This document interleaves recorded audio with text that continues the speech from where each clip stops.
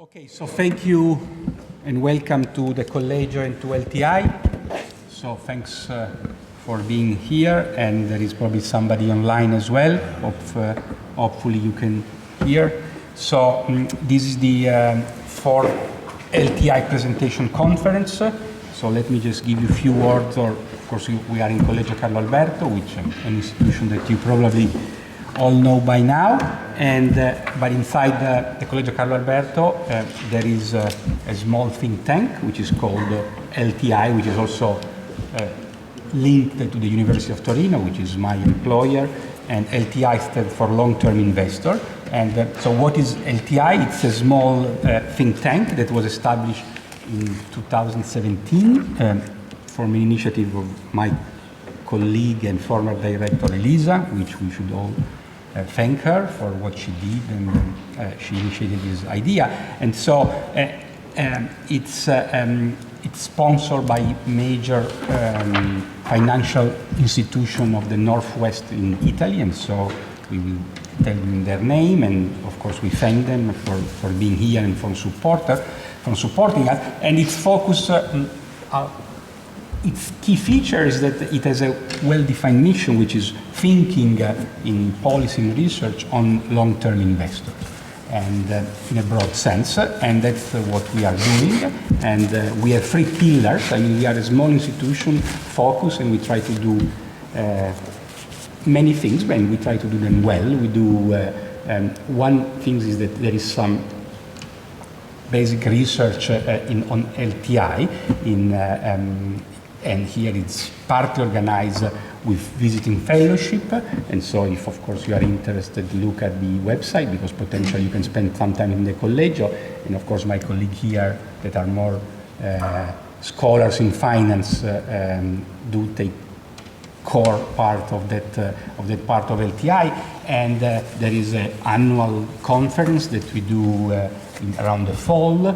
We have visiting scholars, and we also have another conference. One is more academic oriented, and the other one is linked to is joined with the Bank of Italy, and we do it every year, 1 year in Rome and 1 year in the Collegio. And it's also nice that of course the Bank of Italy take us seriously, and we co-organize the conference. Then we have a pillar of continuing education. Basically we provide training for the staff and the middle senior management of our sponsor, and that also organized by ourselves. And soon here I see Augusto and Matteo, which provides this part, and also it's a benefit, it's a direct benefit to the sponsor, because it's a way on basically on doing partly internal training to their staff. And then we have a dissemination goal. And the dissemination goal is through this flagship publication, which is basically the LTI Report, which the idea is finding excellent scholar. And remarkably, we have a very distinguished scientific committee chaired by Jean-Charles Rocher. And this is the third year that we do. The idea of the LTI report is finding a senior scholar, both in the US and in Europe, that at some point of his or her career, you want to disseminate what you have been studying and talking to a broader public. And we basically provide the platform, because the process takes a long time. So the first time I talked to Emma was probably 18 months ago, and then they set up the team, they prepare the report, we set up the conference, and then the output, a good thing is that we have a scheme and with the CEPR. CEPR is the main network of economists in Europe, which both I and Emma and most of the people who are here are part of, which is then publish the reports. And so we have the reports, we had it, as I was saying, the first was Victoria Vascina, was when the tailwind stopped, was private equity. Then we had on the role of institutional investors, and then last year we had disaster and bank financing. And so they are all out, and you can download them from the CEPR web. So these are open source, of course, material. And as I was saying, the six sponsors that allow us to do all we can do, are these six institutions: Compagnia San Paolo, Equita herself, Fonda, Contesa San Paolo, and Reale Mutua, which of course we should thank them, because we could not do anything without them, and the Collegio hosts us. So, so this year it's on a very specific topic which is very relevant for both the policy world and the financial institution, and the topic is private participation in infrastructure. So infrastructure is one of the key long-term investment that of course is as real as it can be, and so what's role for public-private partnership?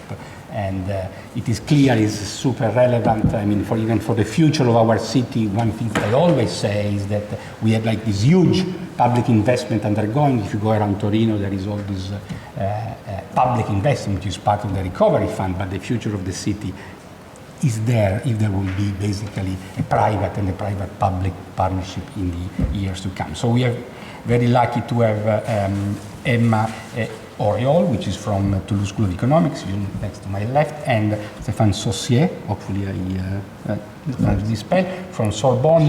Let me just give you a few words. I mean, the format, as you know, is that they will present, and they approximately have 45-50 minutes, then we have two discussants, and then which will be part of the report, and then we take a break, and then we go to the final policy panel, which is also with distinguished speakers. It's Marco, Veronica, and Alberto Eichholzer, which is more the view of expert, and the discussion will be Bernardo, Bortolotti, University of Torino, and Francesco, Decarolis, which are here in front of me from Bocconi. So Emma is basically, she's professor of Toulouse Economics. Toulouse School of Economics is probably institution that we all look at. Also, when we started the Collegio 20 years ago, one of the pillars in Europe was Toulouse. Toulouse has this ability, which had basically to establish a super French-based school, thanks to the initiative of great scholars, and she's actually a student of La Fonte, which unfortunately is no longer with us, which is basically the scholar who initiated this process, and she's been very successful in her work, which is partly I/O, partly development, and it's also partly behavioral. And she has experience also in government committee, and she's very active in the policy debate. She published in the top journals that we all strive to publish. So she's a very successful economist. She's part of the most important network in Europe, and so she's also a member of the Conseil d'Analyse Économique, which is a political advisor to the government, which we were discussing.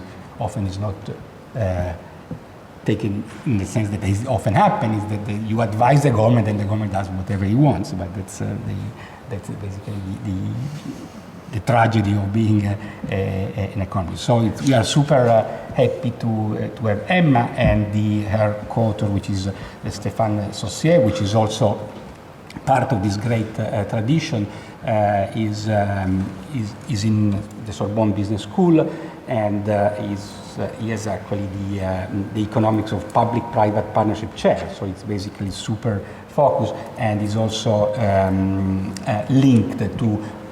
There are two great figures back in Toulouse. One is Jean-Jacques Lafont, which is the mentor of Emma, and the co-author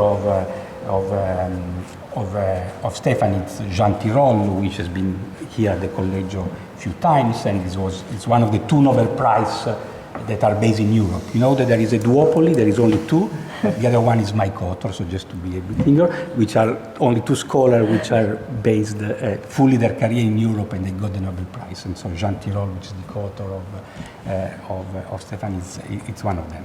And so I think I've taken too much of of your time. I think I want to give the floor. I think first Emma will start, and then things. So we are trying. So you have 45-50 minutes. If you need to interrupt, do so, but otherwise we have, of course, time for questions. Okay, so thank you so much, Pietro. Thank you, first of all, for the opportunity, the invitation. It's a great honor to be here today. And it has been quite a ride to produce this report. It's in fact a lot of work. And I was fortunate to do that with Stéphane. He's a fantastic author. And I believe, at least me, I'm happy about what we have produced. I hope it will be useful. And I would like, of course, to thank Bernardo and Francesco, because, I know you are very busy, and I know how costly is your marginal time. So thank you very much for your input. And for all of you. So the report is still preliminary, so today is very important. If you have any comment, feedback, something that can usefully inform this report, please send us an email, drop a line or whatever. We will be very happy to do that. Okay, so this is the Toulouse School of Economics. I want to make some advertisement for the place, of course. I will not spend too much time on the fact that infrastructure are key to prosperity. Everybody has an understanding of that. And it's obviously very hard empirically to show causality because everything moved together. But over the last 20 years, there's been some progress with cleanly designed study. And we know for a fact that we quote a meta-analysis that infrastructure matter for growth. And for many other indicators. So if you're interested in looking a little bit more in this literature, I refer you to this survey, but there is no much discussion about how important they are, okay? And the problem we have right now, because of the end of the cheap energy we have known for years, and global warming, is that we have a huge challenge in front of us with massive investment that have to be made, and that create quite a financial gap. So, of course, these figures are extremely imprecise, but the UN, for instance, estimate that the gap is between 2.5 and 4 trillion of dollars per year. So it's a huge, substantial gap. And the European Commission also claims the same thing. And there are some measures that are more maybe accurate, which is following target. And we are off track for almost 150 target in terms of fulfilling this 2030 agenda. So there is a problem. And the problem is that public finance, especially in the EU, and to finance the transition we want to finance to renew our obsolete infrastructure, is that public source of funds, at least in some of the EU countries, are extremely tight. France is one of them. We are heavily in debt, and it's not reasonable to assume we're going to finance this needs with more public debt. I mean, that would be suicidal. Greece also, but Italy also. So we are in trouble, right? So we have this huge need. It's a matter for the future. It matters for growth, for welfare, and we cannot finance it, basically. That's a bit the equation. Okay, so how do we finance this infrastructure gap? A natural idea is to say, well, let's use private funds. Okay, and they are long-run investors. In particular, pension funds, they have a need to find long-run asset, because they need to have this asset for people that will be retiring in 40 years. And so these investors, they manage approximately 10 trillion in asset in 2020, and they allocate a very small fraction to infrastructure, 3%. So we believe that maybe there will be some room to improve that. And also there are the ideas that construction and infrastructure group, they have some appetite for PPP, for public-private partnership. So there is something that we could potentially hope to stimulate more, and that's a natural idea that this report, of course, would like to help somehow structure and push. So what is the structure of the report? We have several sections, and I will go through some of them, and Stéphane will go through the data and the new data we are exploring and some of the empirical results we get. Okay, so what are we talking about? The first thing we learn doing this work, and it was hard, is that we don't know much about infrastructure investment. It's a mess. Honestly, it's a mess. There is no consolidated data on infrastructure investment at the world level, not at all. So it's very easy theoretically. Theoretically, you have two sources of funds, the private sector and the government sector. So private sector, you have corporate. It's the largest investment in infrastructure, and it's secret. They don't advertise about it. They don't present it in a structured way. So we don't know exactly how much they invest, corporate sector in infrastructure. There is non-PPP projects, so non-PPP projects that are created specially to protect the asset of the firms. So that we have a little bit more info, but it's smaller than corporate. And you have PPP projects that we are focusing in this report. And then you have government investment, which is traditional public procurement and project. So that's a bit, and roughly speaking, for what we know, private, at least in the EU, is 1.1% of GDP of the EU, and the public is 0.8, something like that. So public is a little bit less than private. So private matter a great deal. So what do we know? Well, since there is nothing better, most study, and one that is widely quoted is this one. But if you look at it closely, it's 2015, and it's based, as you can see, it's not a detail. It's based on world investment, and it's simply, they use gross fixed capital formation. There is nothing better. And in gross fixed capital formation, the problem is you have, if you speak of transport, you have truck in it. Truck is not infrastructure, so it's not very honestly clean or detailed. So that's the estimate you get, 2.3 trillion, but I repeat, it's a bit like that. You have again a new estimate with a more, so it's focusing on non-PPP project, and so it's at the world level this time. And then you have EU data, including from the EEB. And here again, it's a mixture what you get based on this very aggregate measure. And for PPP, they are more clean because they have detailed information at the EU level. But bottom line, we don't know much on how much at the world level we invest in this sector. And that's a contribution of the report, I think, to warn us. Maybe we should put more effort to measure that more accurately. So this is EEB data, and so this shows the ventilation. It's focusing on education, health, transport, and utility sector. And you have so the variation. So in blue, it's public government. So as I mentioned, if you look at 2022, it's 0.8% of GDP of the EU. Orange is corporate. Orange plus gray plus yellow is corporate, actually. It's private. So orange is corporate. As I was mentioning, it's a larger share, really, and we don't know exactly what is in that. Gray is non-PPP, so these special contracts that are made to protect the asset of the firm. And in yellow, you know, these tiny things is PPP. So it might look like nothing. It's 0.04% of EU GDP, but this is misleading, actually. It's more important than it looks. I will try to show you that. Is that okay? And so we have other data, which is the TED data we use in this report.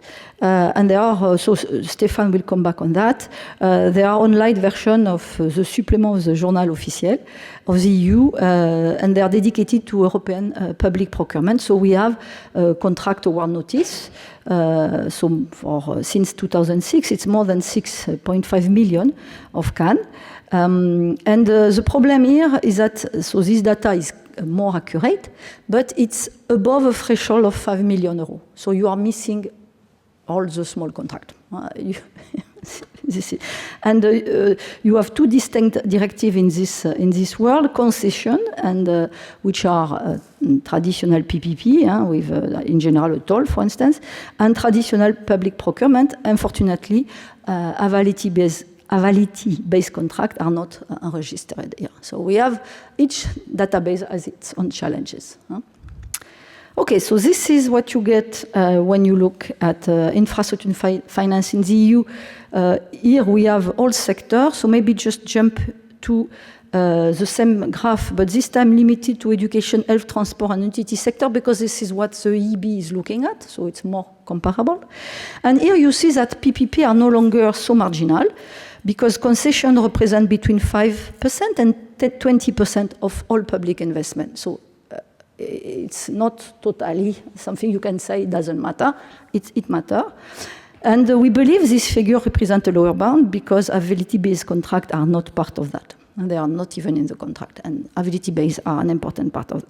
So if we compare TED and EIB data, you get this picture. So in green and dark blue, you have TED. TED everything, and TED in dark blue limited to the same sector as EIB data.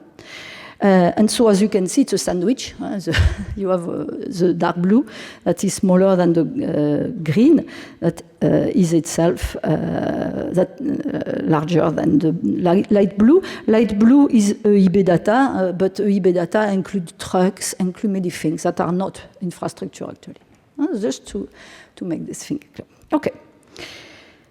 Okay, so now we are going to look a little bit more at PPP, which is a theme, but just because it was the finance of infrastructure, at least we know where PPP are. And they are not so marginal. I really repeat, I believe they're important. And the history of PPP shows that. PPP have been used to produce infrastructure since antiquity, and they are extremely important in the construction of Europe. Major infrastructure have been built this way. So it was true for ancient Egypt, Greece, and Rome. Rome, come on, guys. They use PPP to build many things. In the medieval and early modern period, we had infrastructure and concession, again, that were granted by a monarch. And so these concessions, they were extremely efficient and simple. And I believe one problem of PPP today is their incredible level of complexity, which is unmanageable, I think. It's absurd. It's too much. But at the time, it was super simple. Okay, there is a water river there, you want to build a mill, do it, and you exploit it in a monopoly position. That's the deal. Okay, that was the PPP. Or you do a road and you put a toll on the road and you finance the road through the toll. You can do that when you are an autocrat, when you are a monarch and you don't care about people. You don't have to care. You are so that's really, and that was also the story of colonization. Colonization, the British say, okay, go to India, I give you a concession, you do whatever you want, you just give me some cash. That's a PPP.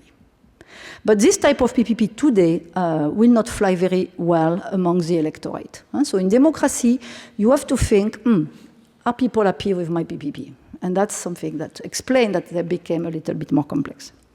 Okay. I want to stress, because this is also, I believe, one contribution of this report, is to show the devil is in the detail, especially when you do applied work, when you want to inform policy, how complex these contracts are. So we take the example of water contract in France. The first water contract in France in the 19th century, it was a very simple contract with a few articles.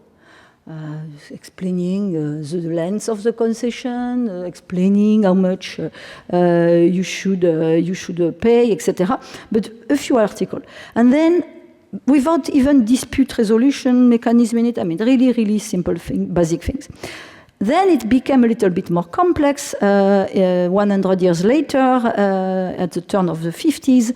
Then you had like 52 articles dealing a little bit more carefully with many things. Today, it's like a Bible book. I mean, you have, it's too long. Just to read this thing, I don't know, I mean, you need a team of lawyers to just handle this contract. Okay?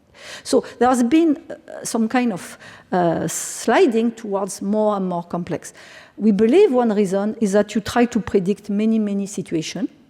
And so if you want to predict many situations with a very long horizon, of course you have to have a lot of article and case and etc. And that's not necessarily the best way to deal with PPP. So PPP today's. So this is the Middle Age antiquity type of concession, very standard. You build an infrastructure, you are responsible for design, you are responsible for management, typically both build, operate, and transfer, and you take a toll to finance your investment. Okay, that's really the historical one. Very successful, I must say. You have the Canal de Suez, we have today Eurotunnel. I mean, this thing were financed exactly like that. That's super efficient, and saying it doesn't matter, I think is a mistake. It matters. Okay? It matters for us. It matters for Europe. We shouldn't throw that with the water bath. And so that's concession. But more recently, and that was invented in the UK, you have what is called avality-based contract. So this is typically a jail. A jail, you don't have user paying fees. We could try, but I don't know. Or public schools, or things like that. There are stuff where you cannot make user pay. Or a street light. I mean, there are things you cannot make people pay for that. So the model of the concession is not working. So this is a different contract where you pay, so the public authority commit to pay fees when the service or infrastructure is available. So it's based on availability. And that's a bit different, of course, in terms of, and that's more recent. Okay, so I'm not going to, because we have a short period of time, I'm not going to do, but in the report we discuss a bit of PPP outside Europe. This is for low and middle income country. What I want you to see is that after a peak in red, there's been a decline in PPP, especially since COVID-19 crisis. We should revive this thing, I guess, or maybe, because it's useful. I really think it is. So in the EU, so this is the EU, so you see you have the green one, this is the old-fashioned concession one, that come directly from antiquity and Middle Age. In red, you have this more recent type of contract, the avality, I have a problem with that base contract, and then you have the mixed one, sometimes they are so the blue one. You can see also that there has been a peak and then a decline of the usage of this PPP. This is a PPP financial clause in monetary volume, and it has not been increasing, it has been decreasing. What is interesting, and as it's not a surprise, as I was mentioning, you have some type of PPP, for instance, you have concession in transport, which makes sense, because you can have an highway and a toll, so that makes sense. And for healthcare or defense, you have avality base, because you are not going to make people pay. In this case, if it's, for instance, public hospital, where everybody is entitled to go. So it's not surprising what we find here. So here, it's a decomposition by sector. Transport is one of them. Clearly, PPP in transport work well. And well, that shouldn't be a surprise. What we see also, like in developing countries, there's been a decrease, especially since COVID-19, but it was also there before. And so I believe we need to think more how to revive this thing. Another thing I believe that is important for EU is that some countries are not using PPP at all, while others are using it a lot, like France. And I believe France is right to use it because of the level of the debt. It's a way to finance things, and you should try to put stuff outside your debt if you can. And that's why in the prediction in the model and the report is that countries that have a problem with their debt, like Italy or France, they should try to use this contract more.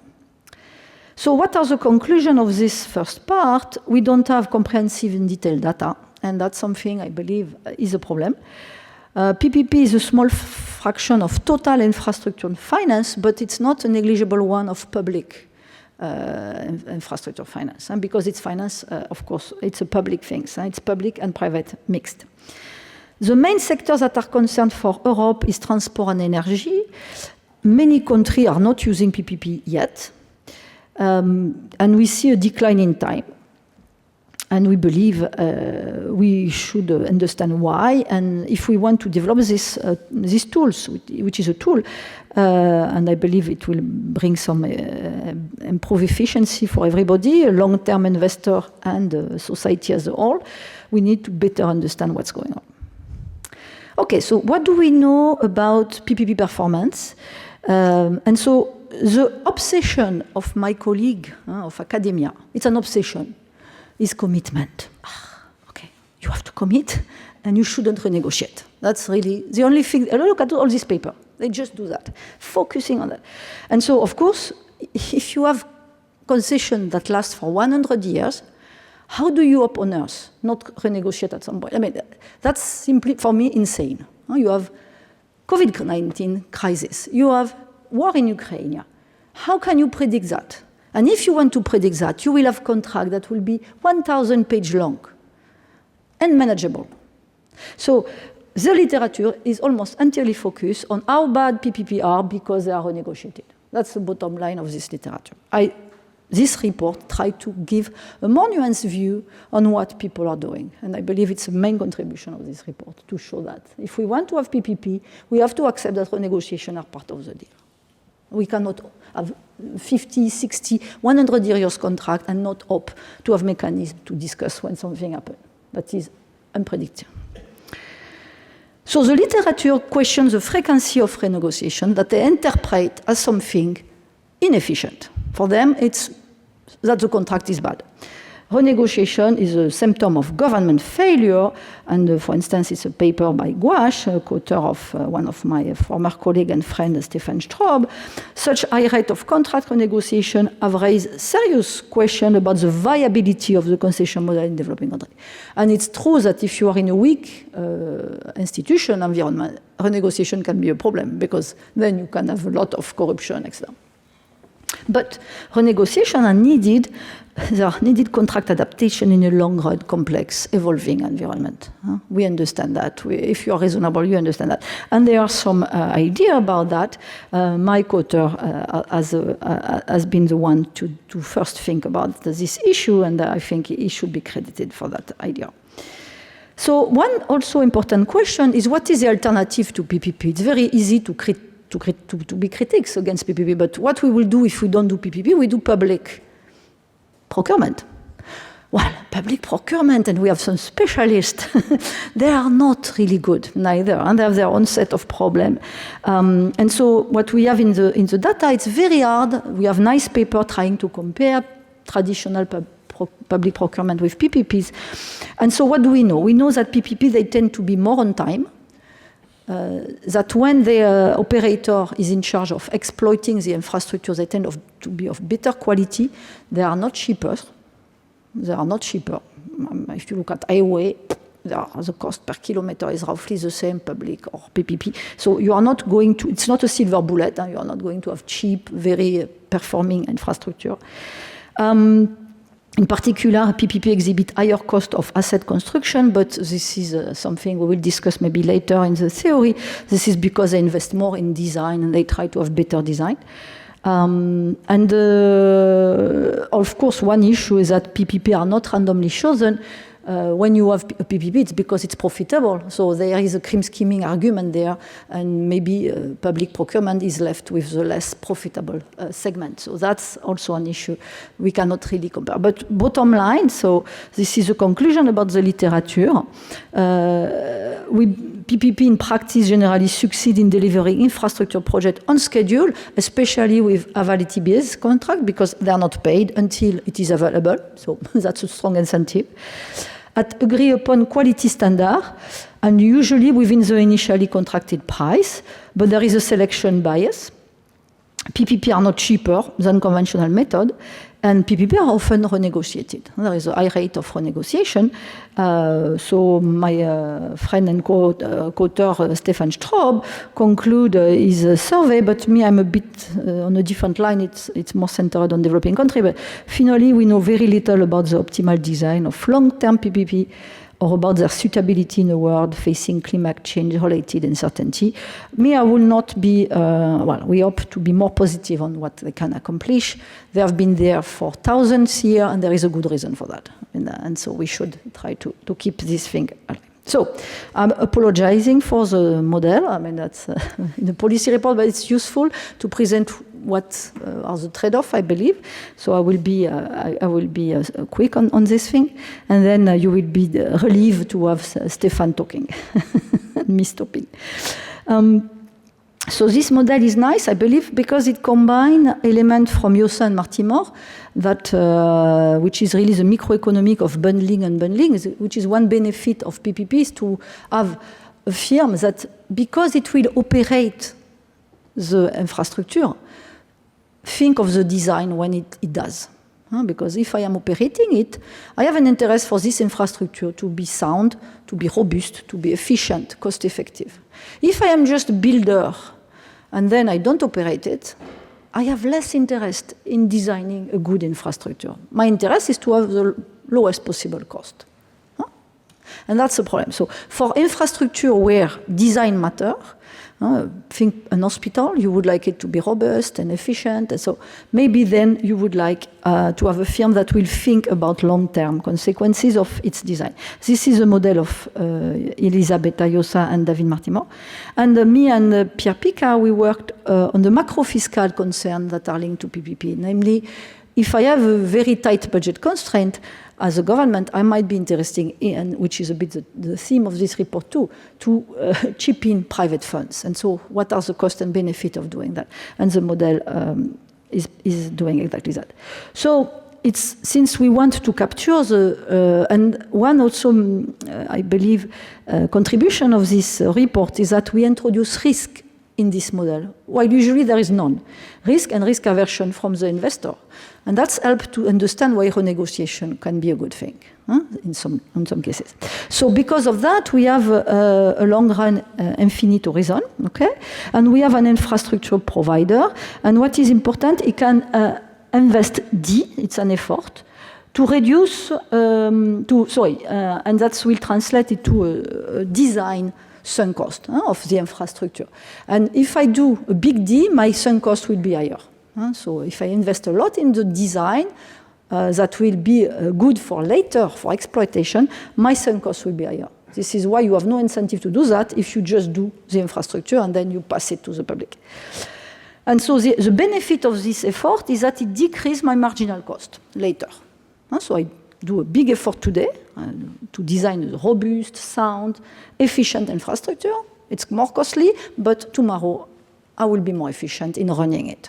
That's a model of Elisabetta and David. And so what we have, we focus with Pierre is more like there is an opportunity cost of public funds, which means that when I invest with public fund, it has a shadow value which is bigger than one. And that's the two trade-offs we will have. And the model is super simple. It's a linear demand, so, and utilitarian public utility, because we are in democracy. You remember, we cannot simply say, oh, I care only about monopoly rent. So if you have a bot, so we compare bot concession and public procurement. So if you have a bot concession, initially you have the sunk cost of the infrastructure, then you have the build phase, then you have the operating phase, and then you have the transfer phase, where you have nothing left because you transfer it back to the public authority. So cost, some profit, and then zero. And so there are several things we can look at. So here we have a very simple, it's equivalent. We show that in another paper. But here what we do, we simply minimize the concession time for monopoly pricing. You could instead have a longer concession with a lower price. It's equivalent. It's a matter of what you want to do. So here we have the simplest ever model. And the firm, when it has an exploitation period of a T period, what it does, it equalizes marginal cost of design with marginal benefit. So this is really David and Elisabetta model. They introduce this idea that if I am exploiting tomorrow, I will be more concerned about design today. With a public regime, you don't have that. Why? Because the builder is not exploiting the infrastructure, so he doesn't care. He will simply do the cheapest thing he can, so 0D. The cost later will be high. This is not a problem if delta is very small. So if the returns of having a good design is not, and there are some sectors like that. For instance, road apparently, in advanced economy, this is what study seems to suggest, you can control how thick is concrete, etc. The reputation of the firm matter also, that's another idea. So, okay, and then you can compute welfare, and you get the standard Ramsey boîte price, very simple. In the previous case, you get the standard monopoly price. Avality-based contract, they're a bit in between. So you have some type of avality-based contract that are really public debt, because if it's street light, there is no exploitation later on. You just build the light and you go. So in this particular case, it's really debt with a different cost, a shadow cost. In one case, it's lambda. In the other case, it is returns the firm ask. When availability-based contracts involve operating the infrastructure, which can be the case, like public hospital, for instance, or prison, they can be operated by the builder. In this case, you have something which is close to a standard BOT. So it's in between. So the proposition we have is very simple. Very simple, not very simple, but I will explain it. Public authority will choose, this is the blue one, a BOT concession if and only if the welfare you get with it is bigger than with public procurement. And you have three effects in this difference. You have a first term which can be positive or negative, which is the difference between the cost doing it public. So if you do it public, K0 is smaller than KB, but you have to pay it with public funds, so that can be bigger. The second term is positive, and the last term is negative. And so what we can show is that if delta is 0 and lambda is 0, then the first and the second term are 0 both, and you are left with something negative. It's not a good idea to do PPP, because if you have no problem of public funds and there is no externality of design, why on earth you should choose something which creates a monopoly distortion? No, I don't want. No rent. I am a democracy. I choose the public things. But we can show also that if either delta is 0 but lambda is large, or if lambda is 0 and delta is large, then you can choose, you can prefer a PPP. Okay, because in both cases you have benefit. Okie dokie. So one contribution is taking risk into account. As mentioned, I insisted on that. And taking risk into account, we have a very nice, I believe, variation of this simple model. And this variation is the following. We assume that there is a shock that can occur on the sunk cost. So it's very, to simplify technically the model. And this cost is Gaussian, is normally distributed with a mean 0 and a variance sigma 2. And we assume that the private investor is risk adverse with a Cara utility function. If you have these two assumptions together, then there is a very well-known result that the investor will maximize mean variance. So mean variance means the profit we just went through together, we studied this profit before, minus the variance of the shock. And that means that you have to pay more, because now this term, which is where the variance is subtracted, must be positive if you want the investor to come. So you see, if you want the private investor to shoulder all the risk of your project, you have to give them a risk premium, ex ante. They will accept, but you have to pay for that. And that's super expensive. And you can see it in the concession term. There is now this variance that appears. Is that okay for everybody? That's intuitive. So taking risk, so we discuss, I'm going to jump that if you're interested, we discuss how risk appear in the model. You have to trust me, it's simply to make the discussion complete. But what we can show is that this is the minimum concession that you have to abandon without renegotiation. So if you commit very hard on your things, no matter what the risk, then you have, and the long concession means it's equivalent to big rent. It's the same. You can transform that into a big fat rent. This is the minimum concession term in the absence of risk, and this is the minimum concession term with renegotiation. And so you can see that in this particular case, if you are smart, you do renegotiation, because you have to give less risk premium. And so renegotiation is not always a bad sign. So we predict that there will be more renegotiation in relational contract, so in contract where the party cooperate and where it's okay to renegotiate as soon as it is useful, there will be more renegotiation than in rigid setting where renegotiation are forbidden. As a result, you will have price duration change that will be more frequent but less significant than when the operator cannot do that easily. So we have a series of empirical predictions that is based on that. And so basically we predict that country with high debt like France should do more PPP than, or Italy should do that too, than country with less debt. The second point is a theory, come from the theory, but it's hard to get, and I just learned that there was some empirical work that is coming out of, so I'm very interested, but we predict that when the externality delta is large, between construction and exploitation. You should have a PPP. And so I'm really curious to read your work because we have no empirical evidence of that. We just have a theoretical argument. We believe ability-based contracts, because they're in between, are closer to public ownership than pure concession. So we should observe, we expect less renegotiation. Because of ability-based contract, they are less risky. The price is negotiated ex ante, so that's they are more rigid. We believe also that shocks that are beyond the control of the concessionaire, and that's a super important prediction, should be ensured ex post.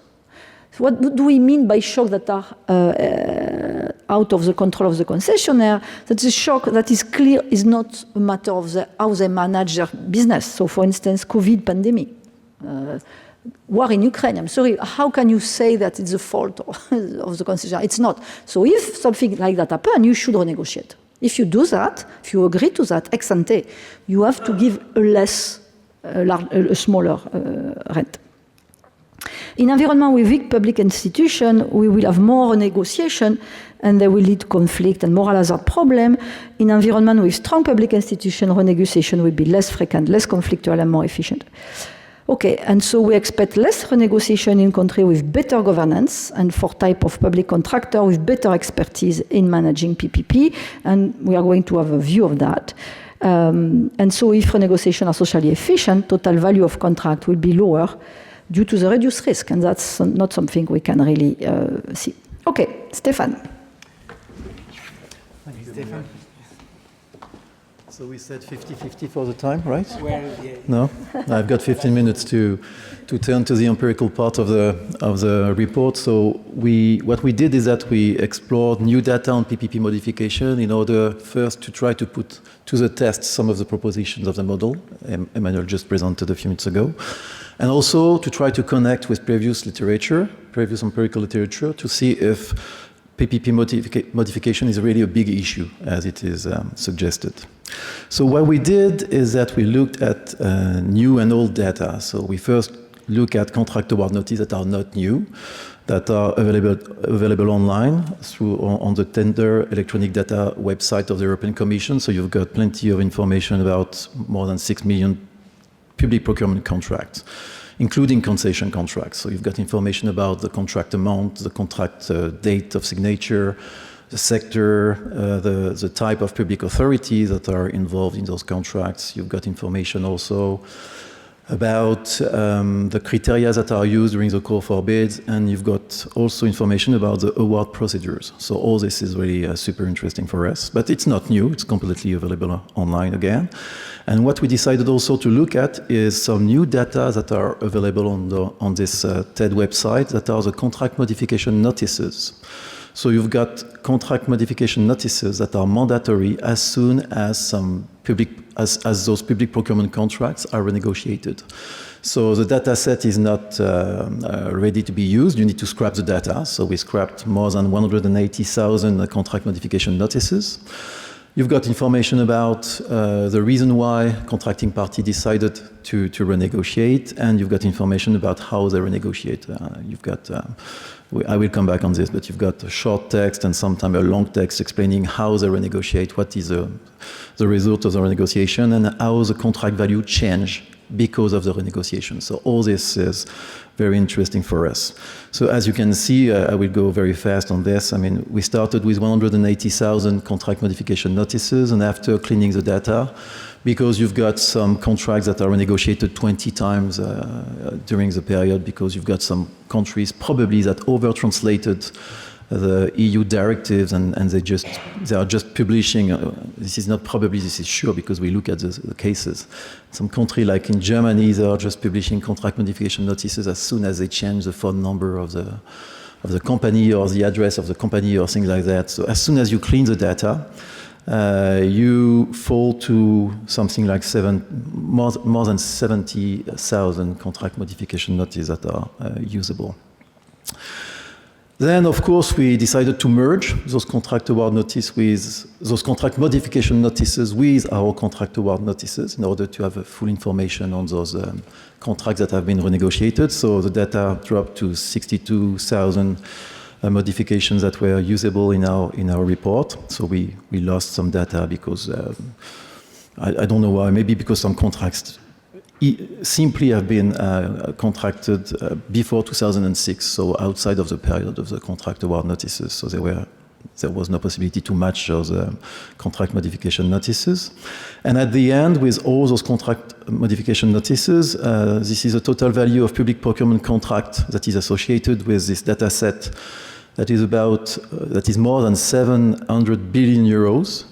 So this is interesting to big numbers, big figures, and associated with 33 billion renegotiation value. So on average, those contracts that have been renegotiated change the value of the contract by 5%, knowing that those contracts are not completed, finished, so they are still in force. So you might have some other contract renegotiation later on. And also what we did, of course, is that we think about how to disentangle or distinguish in those data different type of public procurement contracts and different type of concession contracts. So basically we distinguished what we called service concession contracts and infrastructure concession contracts, just looking at the contract duration. So you've got some concessions that are very short term, 1 year, 2 years. You understand that there is no infrastructure investment in those contracts. And if you look at the EU directives concerning the concession contracts, as soon as you want to contract for more than 5 years in those concession contracts, you need to explain where are the investments. So basically, all those concession contracts that are more than 5 years long are infrastructure concession contracts. All the contracts that are less than 5 years long might not involve so much infrastructure investment. So we decided to distinguish service concession contracts and infrastructure concession contracts on this basis, 5 years, less than 5 years or more than 5 years. And concerning availability-based contracts, so availability-based contracts are within the traditional public procurement EU directive. And there is no way to distinguish traditional public procurement from availability-based contracts in the data. But we know, looking at the EU directive, that all those traditional public procurement contracts need to be put in competition regularly, meaning that you cannot decide to sign a very long-term traditional public procurement contract. And discussing with lawyers, we had discussion with several lawyers, mainly in France, what we find out is that it is very rare to have some traditional public procurement contract that is for more than 5 years long. And so we decided to put the threshold at 10 years long.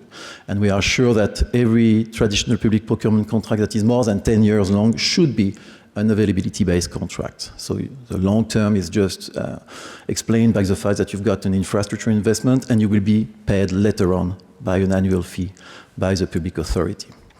So this is what we decided to do. And so at the end, you see that we've got something like 60,000 contract renegotiation, 30,000 contracts are involved in those renegotiations, and we've got a little bit more than 100 service concession contracts, a little bit of more than 170 infrastructure concession contracts, 300 availability-based contracts, and many traditional public procurement contracts involved in those renegotiations. So what we did from this is, so maybe I will start by a brief look at the data before to enter into the econometric part of the report. So if we take a brief look at the data, you've got here the size of renegotiation, so the change contract amount through renegotiation. So you see that the majority of renegotiations are just changing the value of contract by less than 10%. Okay, and within the scope of minus 10% and plus 10%, a big majority of negotiation is increasing the value of contract by between 0 and 10%.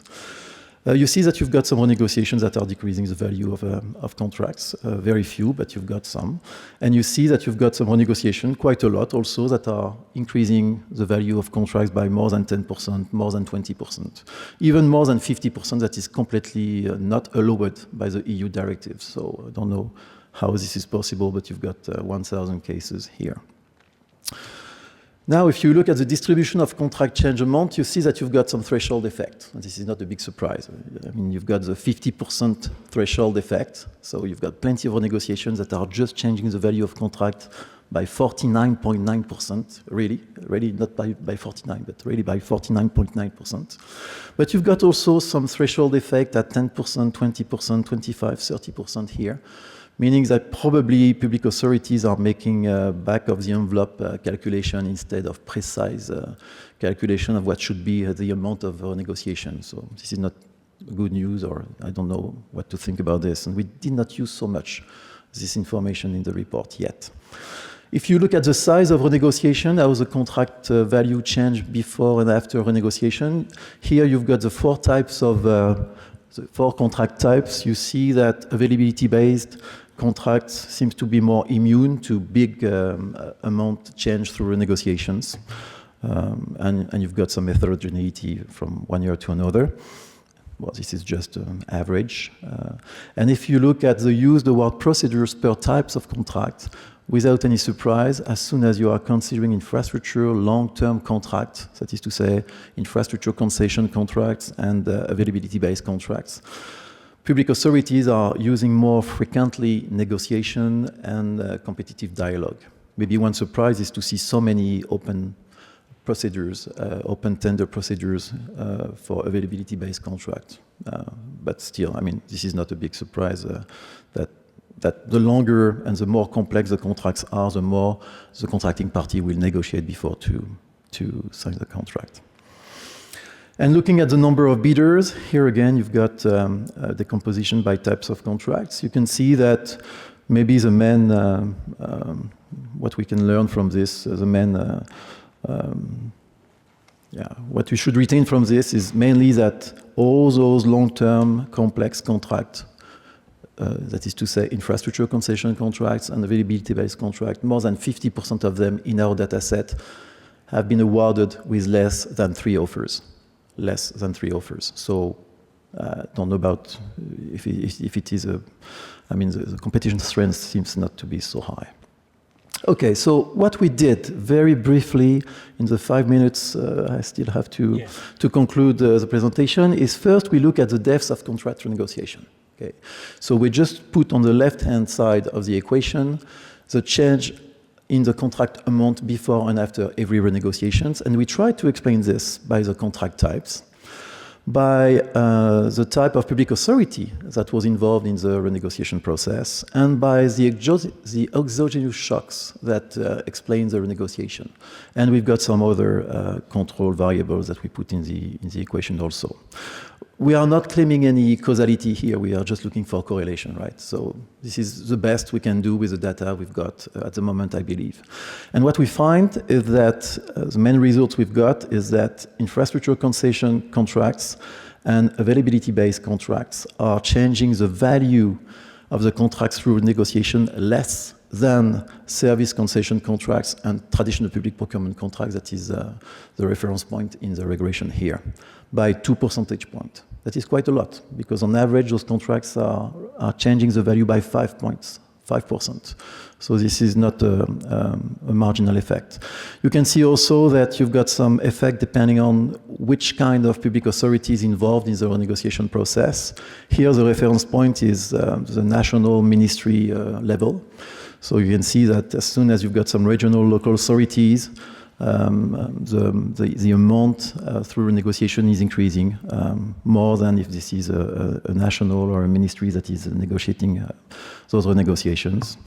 You've got a specific effect for European Union institutions that we not discuss, but this is quite usual, and also this is because we've got very few observations concerning the European Union institutions. And you can see also that you've got some shocks. Depending on the shocks that motivated the renegotiation, the effect might not the same. I mean, Ukraine increased the value of the contract. COVID is decreasing the value of the contract for maybe obvious reason. You don't need any more of the service, so you just reduce the quality or the frequency of the service, and it reduces the value of the contract. The second question we were interested in is, are renegotiations conflictual?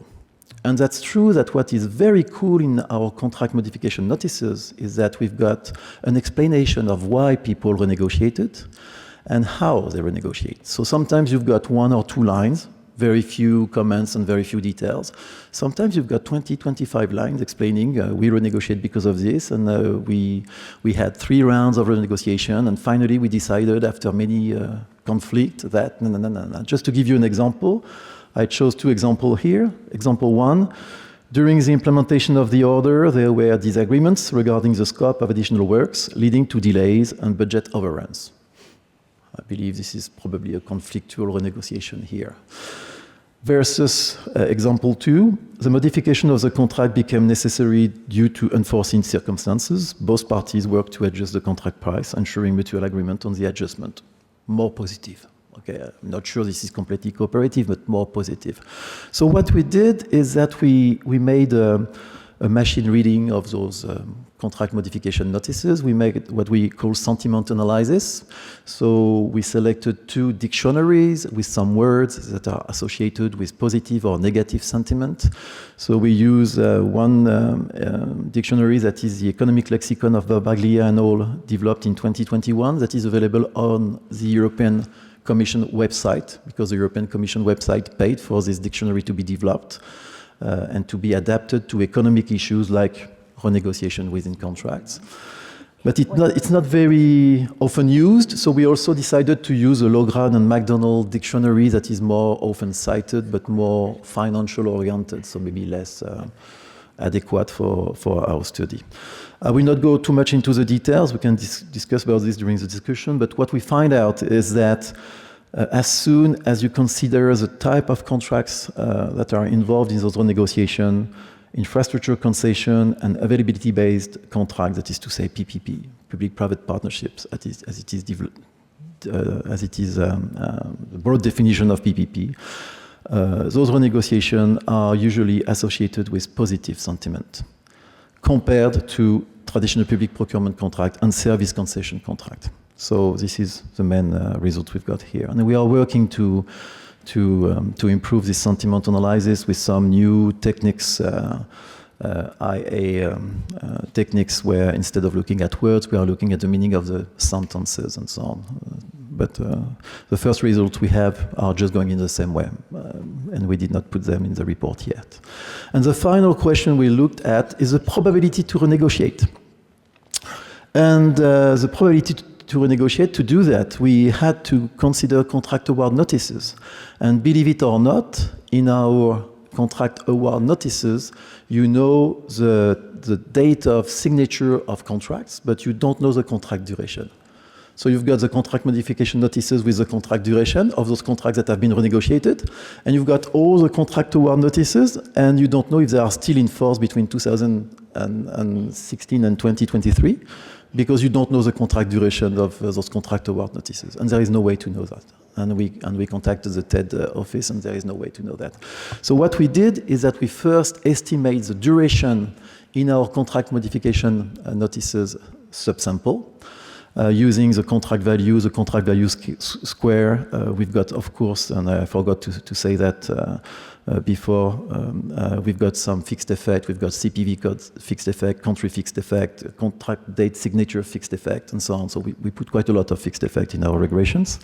So we first estimate the contract duration on our subsample of contract modification notices, and we extrapolate the value to the contract award notices sample.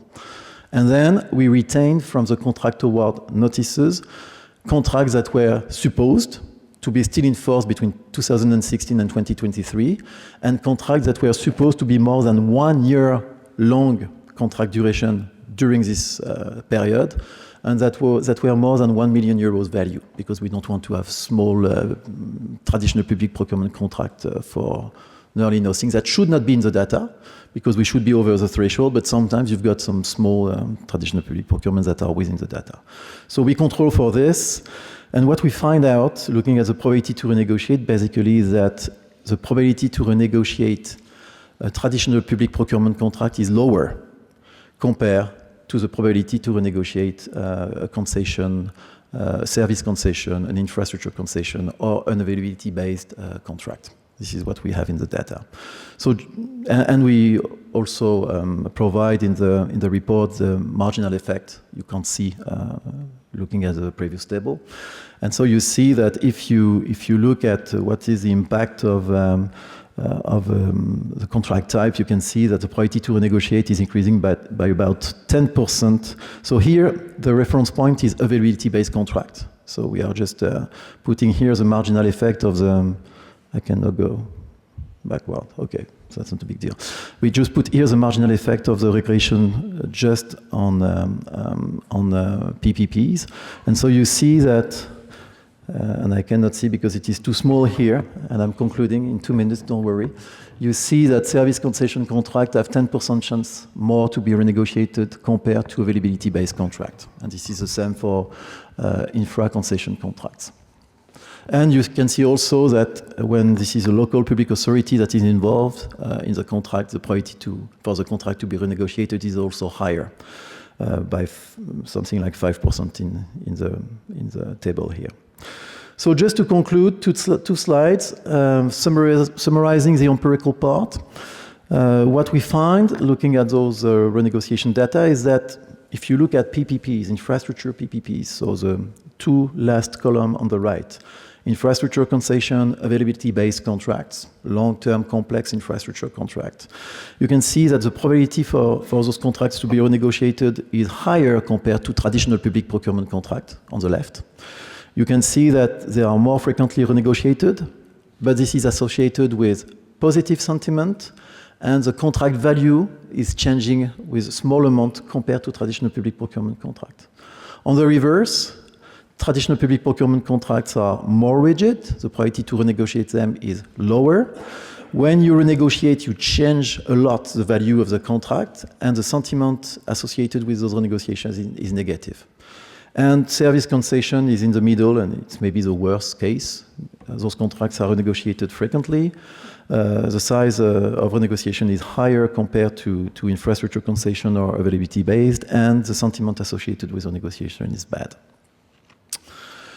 Okay, so just to conclude, the main conclusion is that, as Emmanuelle presented just before me, historically, public-private partnerships have played a significant role in Europe from antiquity through colonial times.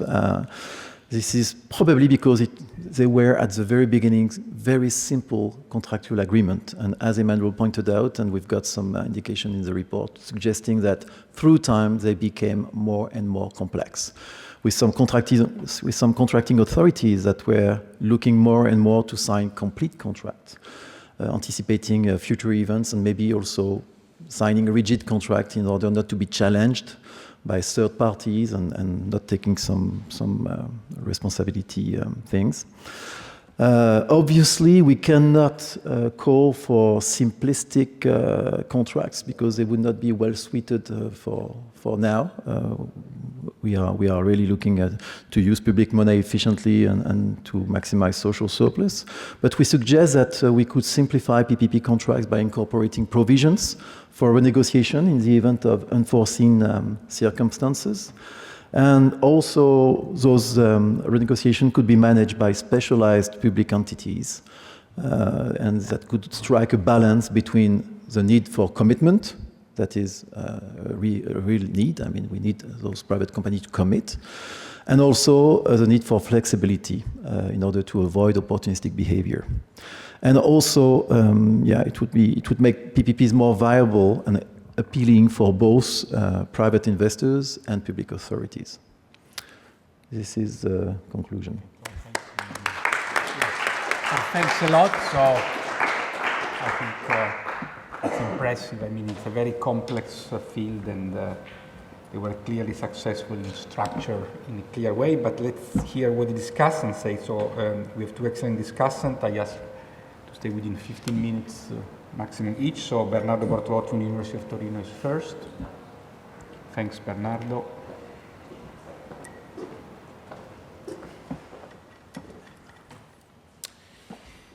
Thank you very much. Thank you, Pietro, for this kind invitation to join as discussant. And it's good to be back in Collegio Carlo Alberto. And it's a fantastic opportunity to meet again Emmanuelle and Stéphane. Great job for an amazing contribution, which is quite difficult to discuss because it's a very comprehensive analysis.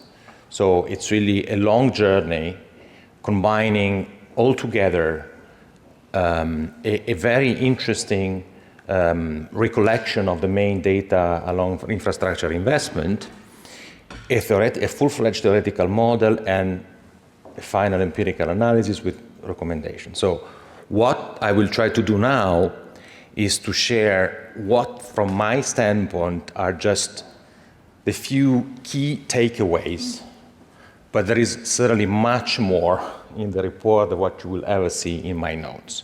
So these notes, it's a caveat saying that certainly this sort of comments are not doing justice to this amazing work. So if I should summarize your contribution, I would say that it's novelty. It's really a very deep dive analysis into PPP design, combining all these three elements: institutional, theoretical, and empirical. I found extremely useful the way you have been framing this complex environment by providing a very clear-cut taxonomy on different types of contracts, basically. Clearly, on the one hand, we have BOT schemes that are probably the most solid framework which has been in place since a long time. And I also very much enjoy your attempt to consolidate all the different sources and data on infrastructure investment and PPPs. I know I've been doing a lot of empirical work on my career and research, so I'm sympathetic with the effort that you've been displaying here. And also it's very true and relevant given the topic that you're addressing. So you're addressing the famous infrastructure gap, which is, as you say, in the ballpark of 4 trillion. It has been recently increased. The COVID crisis and the tense, to say the least, geopolitical environment has additional, unfortunately, has contributed to increase the infrastructure gap, which is now very relevant. And clearly, the topic is fundamentally important for countries that are, like Italy, heavily indebted. So any solution that would keep infrastructure investment out of the government balance sheet is welcome.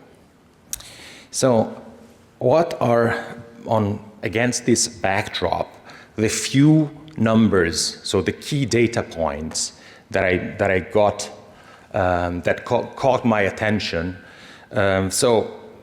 Specifically on PPPs, we discovered that they are really niche. They never flew. So it's a business, a type of arrangement that it's extremely marginal. So I'm again, so there will be a little bit of repetition with what you've already been displaying, obviously, but these numbers are interesting. In absolute level, so we're in the ballpark of 7 billion of PPPs worth. And what is also interesting, and to some extent worrying, is the recent decline that we are seeing. So if you look at that in time series, you see it's really waning out. So the interest towards PPPs are waning. Again, a quite worrying feature of the current trends. And you are devoting a lot of effort, and one of the main thrusts of the report is really on renegotiation. There are clearly a highly recurrent outcome, and I made the average of the meta-survey numbers, which says that the average rate of contract negotiation is a stunning 60%, which is interesting. And I also did a little bit of, I played with your numbers to create this chart to show in a cross-country comparison in Europe, you see that there is a huge variation, to some extent, a few outliers here, but quite large variation in the actual share of renegotiation. Clearly the numbers here sometimes are higher than 100% just because there are potentially multiple rounds of negotiation within the same contract. But this that I think it's interesting. So, and what are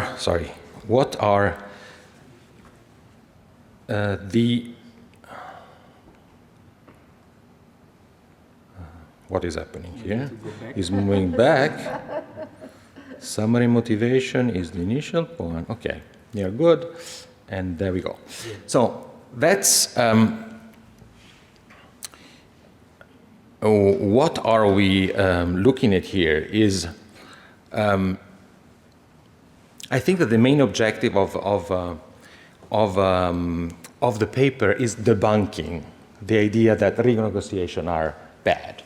So they are very frequent, but they're not so bad, because at the end of the day, they are not just only a quintessential feature, but also a way in which you can add flexibility to a very cumbersome and highly complex process, and it basically provides a sort of an insurance device.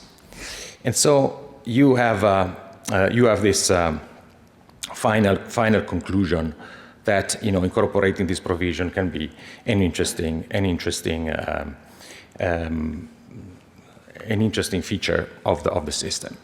And the way you solve the trade-off is also by taking into account a possible policy prescription of having specialized PPP agencies that could be engaged in a highly technical, sophisticated type of screening between good and bad renegotiation. So like in the cholesterol, right? So there is good cholesterol or bad cholesterol, or there is good public debt and bad public debt. So also in this context, you might have also good and bad renegotiation, but the challenge is how we screen them out, right?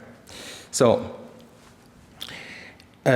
quickly, you have done a great job in summarizing. I will be very, very quick in my very brief summary of the model. So it's a nice model which allows a welfare comparison between mainly BOT concession contracts, which are funded by user charges, and the context, the classical public procurement unbundling solution. A little comment, I would avoid the term ownership and stick to public procurement, because at the end of the day, the ownership is transferred. So I've framed my comments using public procurement, which I think more useful. The key parameters of the model are clearly the shadow cost of public fund, highly relevant for us, for Italy and France. Welcome to the club, by the way. So, and then we have the D, the small d, which is the unobservable effort, which you're assuming at the building stage, that would affect the overall infrastructure operating and maintenance cost. The D parameter, variable rather, goes really in clear connection with the delta, which is the cost externality generated by the effort, the after construction. You mentioned, so how can we interpret this, just to provide a little bit of insight to our audience, or what do we have in mind? For example, consider a toll road BOT scheme. So the builder, so the company, the contractor who is in charge of, I'm looking at Alberto because he knows that very well. So just correct me if I'm wrong. So if you are thinking about the type of investment that the contractor is doing, clearly an important endogenous variable will be the quality of the asphalt that is produced. So the higher the quality of the asphalt, and clearly the lower will be the maintenance cost of the same highway that is building. So here is where the delta externality kicks in, because you're going to have the parameters that will shift according to whether climate conditions or traffic condition. So that's the way I was thinking about the on an empirical standpoint on these parameters. So what are the main feature of the BOT regime clearly is that in the BOT regime, profits can be maximized over the investment cycle, and you can, so we have seen the proposition 1 first order condition, which says that the optimal effort, which is private information on the part of the builder, will be clearly an increasing function of the cost externality and the duration of the concession. And on the ex ante stage, what is going to happen is that clearly the public authority can auction out a la Meyerson the right, the BOT right in itself, and extract all the monopoly surplus, leaving, hi Carlo, leaving a little informational rent to the company. So, if instead we are looking at public procurement, yes, public procurement, the infrastructure is managed in-house, so you don't have these issues. The key conclusion is that in the public procurement case, there is not any incentive to exert any effort at the construction stage. So at the end of the day, the government will not benefit in the reduction of the operating cost. So the model allows us to conclude, to give a very neat welfare implication about when BOT should be preferred, when the country is highly in debt, first, and when there is a meaningful synergies which is captured by this delta. So as far as there are efficiency gains from the cost externality from bundling. So let me just, then the model goes also to relaxes the risk-free environment, to embedding finally construction risk, which can be somehow insured. And the key element here is really that there are risks associated with construction that are purely exogenous, and they could be insured effectively, but at the same time there are clearly moral hazard risks that should not be insured. So in this context, if you are assumed that the first type of risk are relevant, renegotiation becomes a very useful insurance device that will allow some welfare improvements. So I will go quick here. So again, bad versus good negotiation tends to be a qualifying feature of the model. And the empirical implication would be that the frequency of renegotiation should be higher in countries with a weak institution, aka highly corrupted, and with poor technical expertise. So final comments. I loved it, so I think it's already a fantastic piece of work. So congratulations. I'm very much in the wake of, of the long-standing tradition of your school, which is great. What I've appreciated is a little bit of more connection between the model and the data. So I don't really see, for example, several empirical implications of the model that are not tested. Yeah, and they are quite straightforward because, for example, is the public debt ratio relevant determinant in the frequency of PPPs? It's nice, and it would be very easy using the data to prove it. Or is there any relevance? Remember the delta? How can you capture empirically the delta? Well, you can just look at the contract duration. If it is 60 plus months, you know that it's going to be typically long-term infrastructure investment where synergies can materialize. So that could be, for example, a possible proxy for the externality. Finally, otherwise I know Pietro will be very, very angry with me, but I'm done. So you're giving a very favorable interpretation of some aspects of renegotiation. But the problem is that when you're looking at renegotiation as a whole, you're lumping together good and bad ones. So we don't know exactly, for example, how can we push the empirical implication so far by looking just at negotiation without the way, a clear way to discriminate those that are referred to moral hazard or the other ones that are referred to structural problems. I appreciate the fact that you're using sentiment analysis that are providing some indication whether there has been conflict, so conflict could be good, So less conflict would be good, more conflict would be bad, but still, this is interesting. Then I closed saying, you are proposing this sort of technocratic solution of the agency. I like it. We economists tend to like it. They like this type of solutions. What I'm not sure is whether will this be the real silver bullet to really boost and scale up infrastructure investment through PPPs. I will stop here. Thanks a lot for your attention. Thanks, Bernardo. Very good. So let's immediately move to Francesco, which I really thank him also to change schedule for being with us. So, no, thanks to you. It's a pleasure to be here. It's a pleasure to discuss this very interesting report. And thanks to all of you for being here.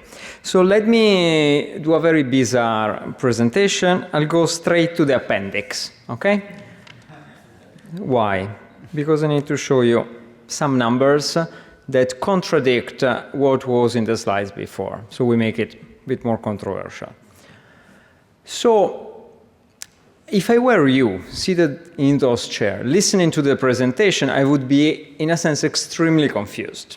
We have, on one hand, a discussion of PPP as a source of addressing these global investment needs, as an important tool to close this investment gap and to address the green transition and so on.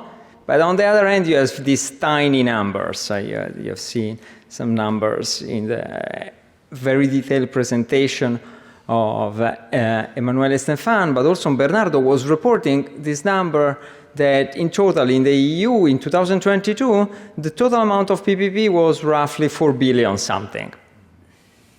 I disagree. Why I disagree? For something that is written very clearly in the report, in this part of their contribution, that is a very, very complex business to define and to measure what is PPP. The Italian law defines PPP in a different way relative to the report, and in a way that is different today relative to what was 1.5 years ago, because the law has completely changed the way we classify things. Just to tell you that until March 2023, PPP was a type of the availability contract, the reverse of what they say. Starting March 2023, we reclassified, we changed the labels, and now availability contract is a type of PPP. And this is a real issue, because if we want to measure things, we better know what the heck are we measuring.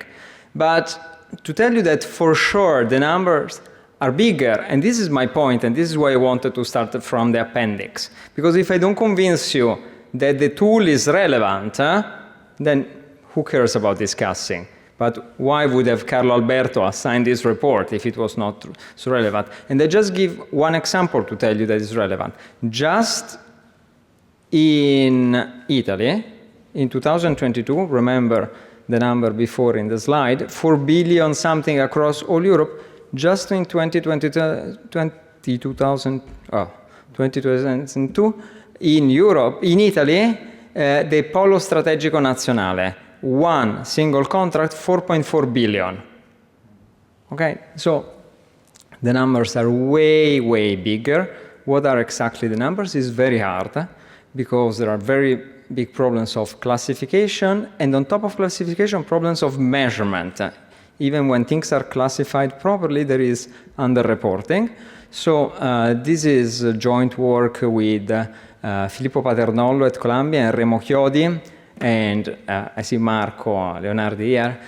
When Marco was the head of DIPE, Dipartimento della Programmazione Economica, that has the responsibility under the presidency of the Council of Ministers for PPP, Remo was the head of PPP under Marco. And together we have been trying to measure the amount of PPP contracts awarded in Italy and assigned, because there is also a very big difference between the contracts that are just advertised, the contracts that are awarded, and the contracts that arrive to the financial closing. And so these are different quantities. And this graph shows you that those that arrive to the financial closing have been growing, and roughly they're worth 5 billion per year in Italy. So now I can start, okay?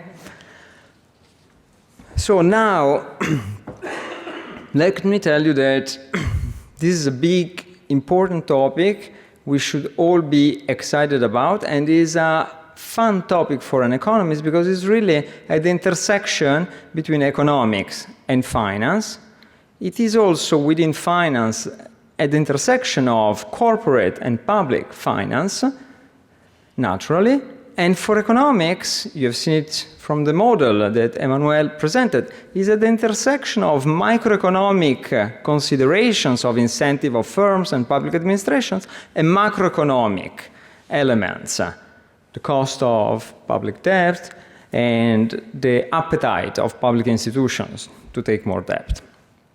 So now I can really have your attention that this is certainly highly relevant to address the global needs, these three macro transitions that we have, the green transition, the ongoing digital transition, and certainly in Italy, but most of Europe, the aging society and the demographic transition. I was yesterday in Roero, and I've seen all the emptying cities in Roero, and it's just scary. I remember, my father was from this area, so I remember when Piedmont and the Roero regions were full, all the cities were bustling with life, and now they're a desert, and so on. This is certainly a big issue. And society will need to transform. The report mentions various estimates, and it mentions as a contribution of the Draghi report, this estimation of roughly 4.5 of the EU GDP, the investment gap that is needed. This is wrong. I've been lucky enough to contribute to the Draghi report. This is not a number from the Draghi report. The Draghi report just summed up what the European Commission said it was the investment need. So the Draghi report did many things, said how to invest it, and use this number to show what would have been the impact on GDP growth and on inflation of doing these investments. But this is actually the European Commission that estimated through a series of reports the investment needs. But all the press has been describing this as the number from the Draghi report, but now you know that this is not true, okay?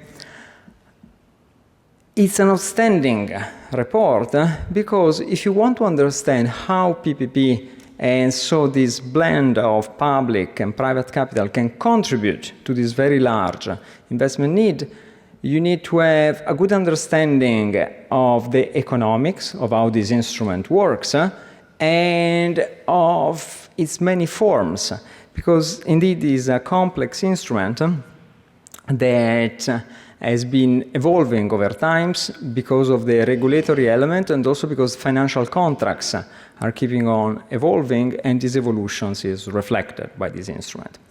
So the report will give you a lot of things.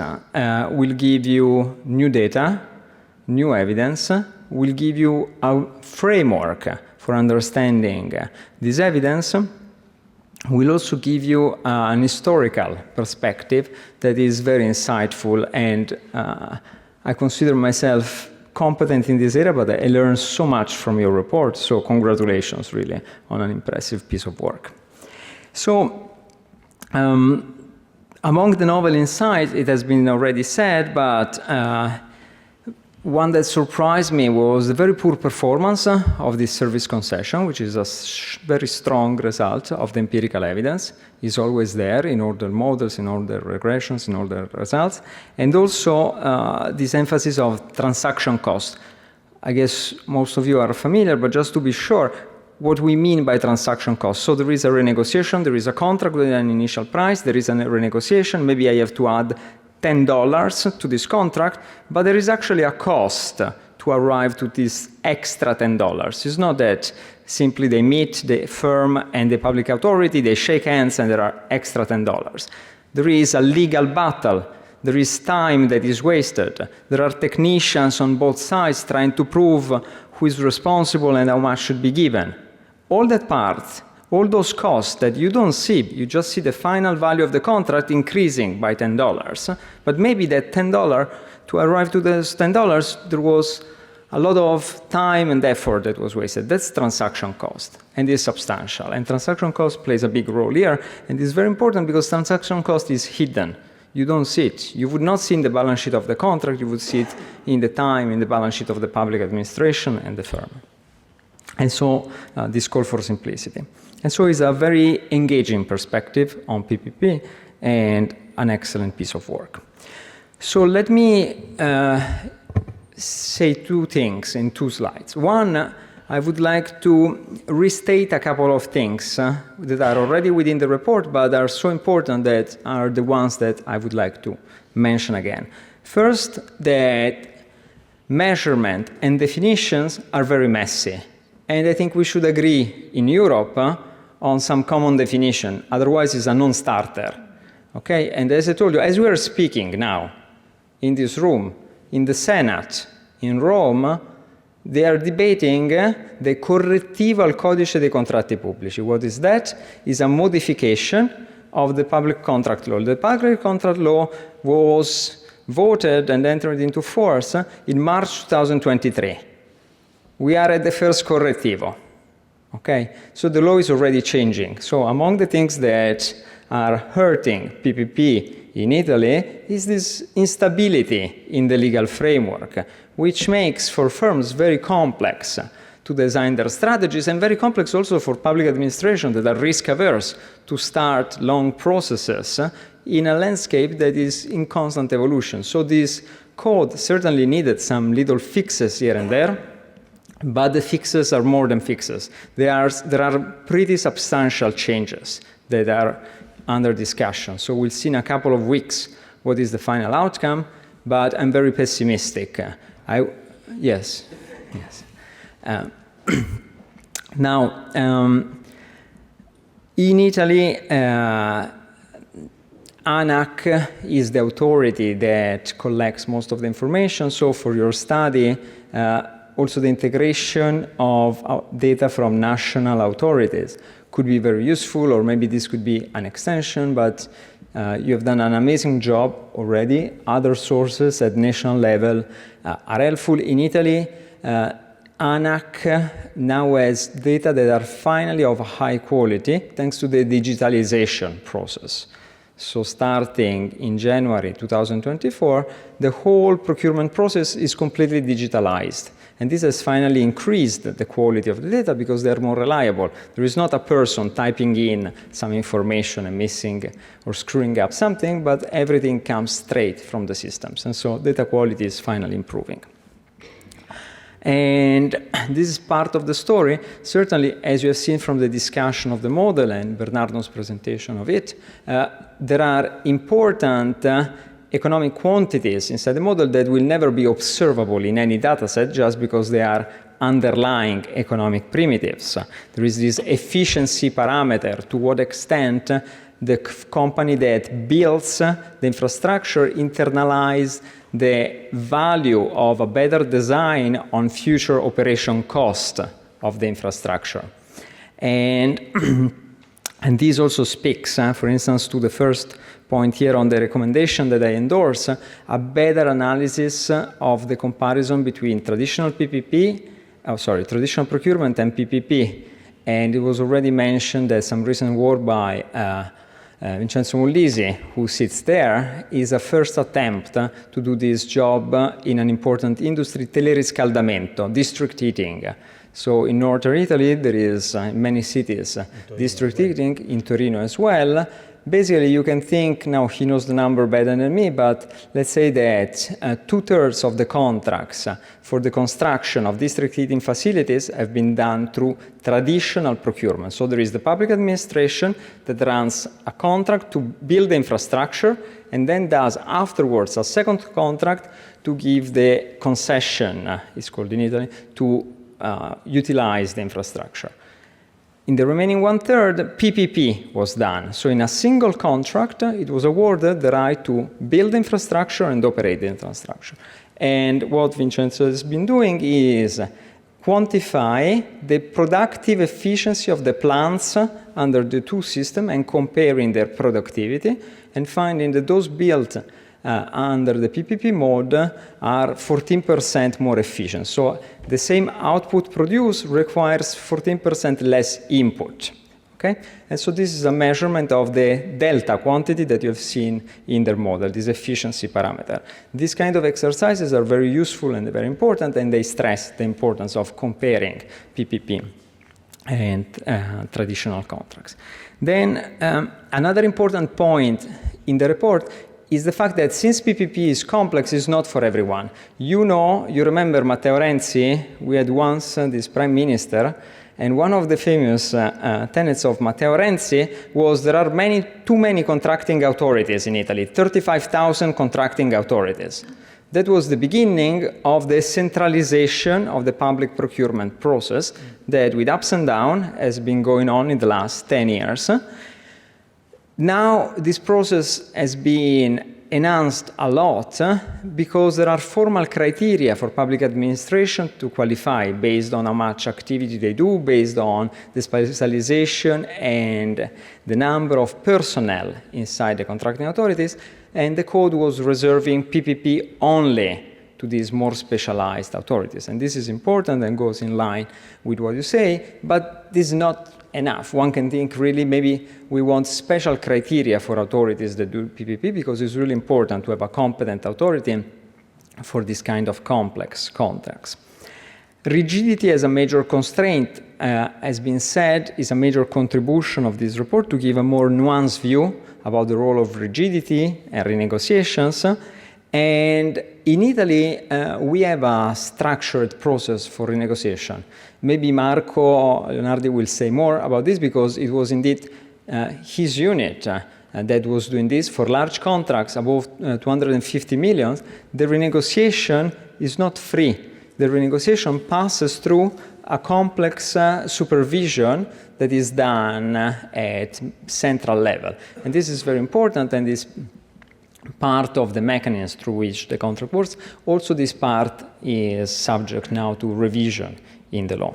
And then let me say also that macroeconomic versus microeconomic risk, there is this important point that has been said, that it is, from the economic point of view, efficient that the entity that can better handle a specific risk receives it. So if this is a macro risk, then let's give it to the public authority. If it is a micro risk, let's give it to the firm. However, let me mention that here there is the problem of macrofinance that you mentioned that kicks in. For instance, inflation. Inflation is certainly not the responsibility of the individual firm that maybe handles the teleriscaldamento plant, no? However, the rules for inflation are designed around the public finance constraint. So there are some risk corridors, and the government takes up some of the inflation risk, but only up to the point that Ragioneria Generale accepted, because not because of efficiency consideration of who had to take the risk, but because of the lambda, because of fear of taking too much of the inflation risk on the balance sheet of the government. And so that is endogenous, in a sense, what can be done and not.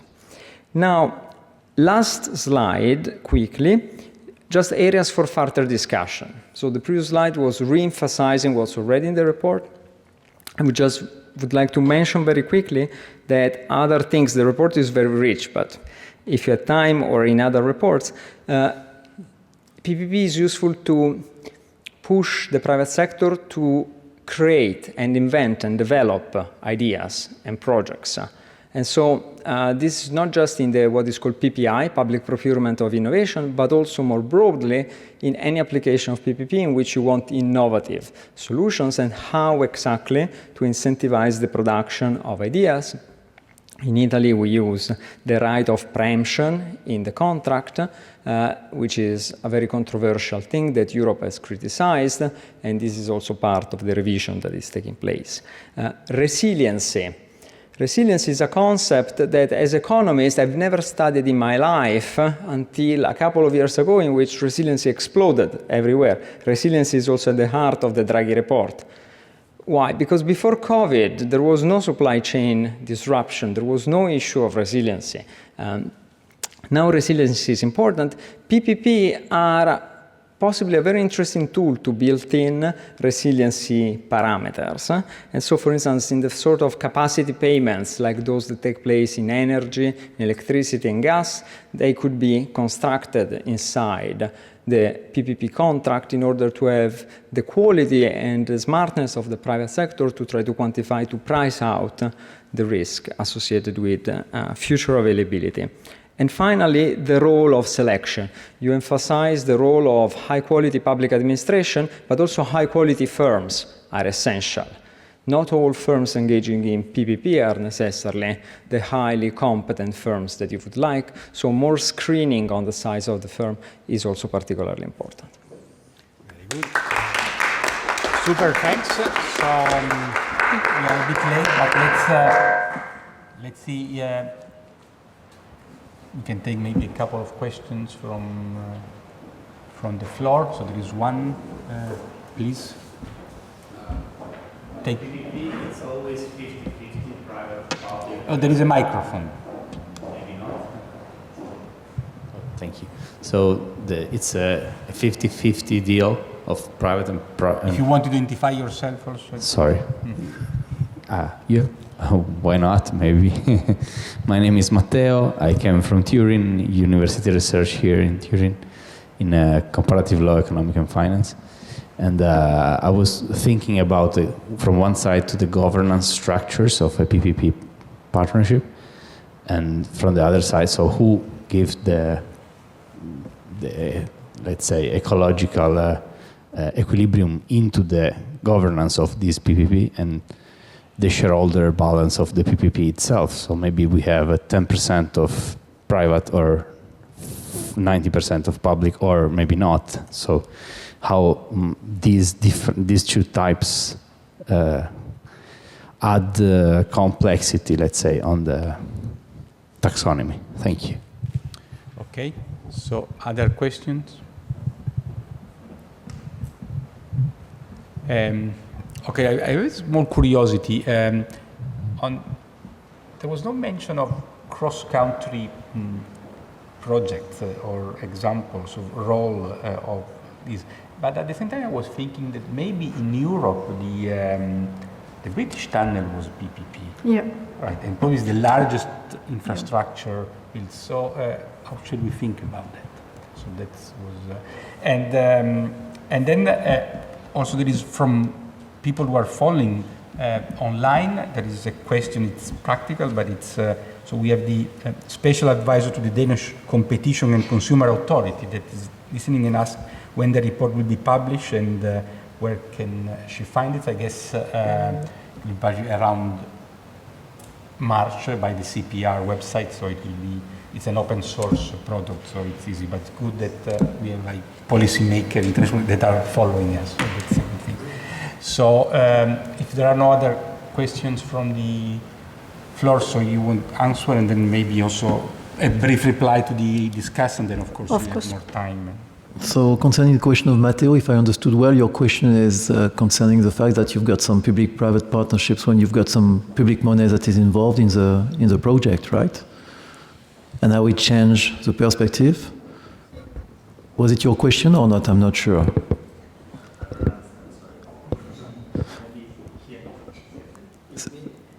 Go on, Francesco. We need a translator. Yeah. It's because in Italy, Eurostat is very important. So it needs, the shares can differ, they need not to be 50-50, but the public contribution need not to exceed 50% for the contract to be classified off balance, and so not to appear as public debt. So there is accounting, this is purely accounting. From the point of view of the contract, it can be any composition of the two. There is no limit, but clearly, as you said, he was emphasizing the I would say, corporate governance issue. How you structure the company, what are the various obligations, and how possibly also these different contributions impact the corporate governance. Yeah, and so for the Eurotunnel, that was your question? Yes, yeah? that was my question. Yes. So yes, it's Cross-country and... Oh yeah, and it's about, and I believe in the case of Eurotunnel, it was good that it was a two country because, well, it was usually unprofitable, unfortunately, for the shareholder. It was entirely financed with private funds. Completely. Yeah. Completely. And the British government was very, I think, if I understood correctly, very tough about not renegotiating too much, not giving subsidy. And so the renegotiation was about the length of the concession that was extended, so they can recover some losses. But this is a type of concession, of boat that matters so much. They just connect two countries. It's huge. It was very risky, very innovative, I believe, and and it was financed entirely by private fund. We cannot afford that in Italy. We cannot afford that in France neither, and we need this investment. So I totally agree with you that we have to revive this thing and make sure people understand that it's important. It's not like little things. You want to reply to the... And react to the comments that have been made very quickly. Very quickly. For Bernardo, thanks a lot for your comments and what you said about the report. That's true that we need to work more on the connection between the empirical part and the model for sure. But Emmanuelle wants to embrace the topic largely, and then you've got the data, so we need to think more carefully about this. Distinguishing renegotiations that are coming from moral hazard or opportunistic behavior compared to some other kind of renegotiation, it might be possible using machine readings and artificial intelligence, but it depends on the quality of the data. It depends on the fact that you've got many contract modification notices that are very detailed, and you can find out if they were conflictual and why. So it's not clear we can do that, but technically it is supposed to be a possibility, and we will look at this. Francesco, thanks a lot for your comments, and especially your comments were very interesting, of course, but what I retain is especially this idea that this instability of regulatory framework and the fact that the rules of game are changing regularly, and so you've got some problems of definition for sure of what are PPPs, but also the regulatory rules that are always changing, that are just putting in danger the contracting authorities. That might explain also why at some point PPPs are just going down. We need also to be more clear about this. Yeah, so thank you both of you. Very, very useful. I hope you will you send, but if you can share your comment, we need them. I don't want to, but yes, I believe you both raise very valid point, and that will help us greatly improve the report. And so I'm extremely happy to have been here today for that. So yeah, you will. And so if you have any other reference that come your way, like this great paper on the delta, I'm really looking for that. There is I didn't find much on the delta things, on the Marti Moriosa. I think it's important, but empirically you don't see that much. And I'm very happy to see your data also on Italy, because it's much what I think. I mean, you should have more because Italy is in bad shape financially. And so France has quite a few, and you should expect more for countries that are heavily in debt. And so I'm really curious to see that. So thank you both, really. Thank you. Okay, so thanks to everybody. And so let me just two things. First, we should, of course, all of you have been in touch to Florence, that without Florence, I think this conference would not be possible at all. So we should all thank really, she deserve it. And then, of course, also announce that, because then Marco will chair the last session, so next year we will have a different topic, but still very interesting, and that it's Bruno Bias is the, how you pronounce it? Biais. Biais in French is again, yes. Bias is the economy. Biais. So from Toulouse initially. He was initially from Toulouse, now he's in Okay. Paris, yes. So we have a bit of a French bias in the selection. We are the best. Okay, so we have to be very sharp also because I understand that the Veronica Vecchi has also some time lag problems in some sense. So let's try to reconvene in 10 minutes maximum, and then Marco will chair. So thanks for everybody, thanks to the speaker, and have a sharp coffee, and then in 10 minutes maximum we're back. Fantastic. Okay. Thank you. Okay, thank you for the invitation. I will chair this second session on the discussion of this very interesting new report. The title of this session is The View of Experts and Policymakers, and I'm very happy to chair the session with Veronica Vecchi from the Bocconi School of Business. She's a professor of practice in Bocconi and a long-time expert in PPP and concession projects. And Alberto Eichholzer, who is heading the investment area of Compagnia San Paolo. So they're both practitioners more than academic, and this session is... I am only practitioner. Veronica is both academic and practitioner. But this is the purpose of this second section, is to give you the practical side of the problems that are faced by public administrations and the private sector when they are facing new PPP projects. Okay, I don't know, Veronica, if you follow the presentation of the report, or if you read it. I personally learned a lot of things from the presentation and the discussion of the report. And I see myself many of those problems that were raised in the report about the renegotiation. When do you renegotiate? When do you want to renegotiate? When the public administration should allow a renegotiation of the project, or even before the issue of renegotiation, when is a PPP project better than a traditional procurement project?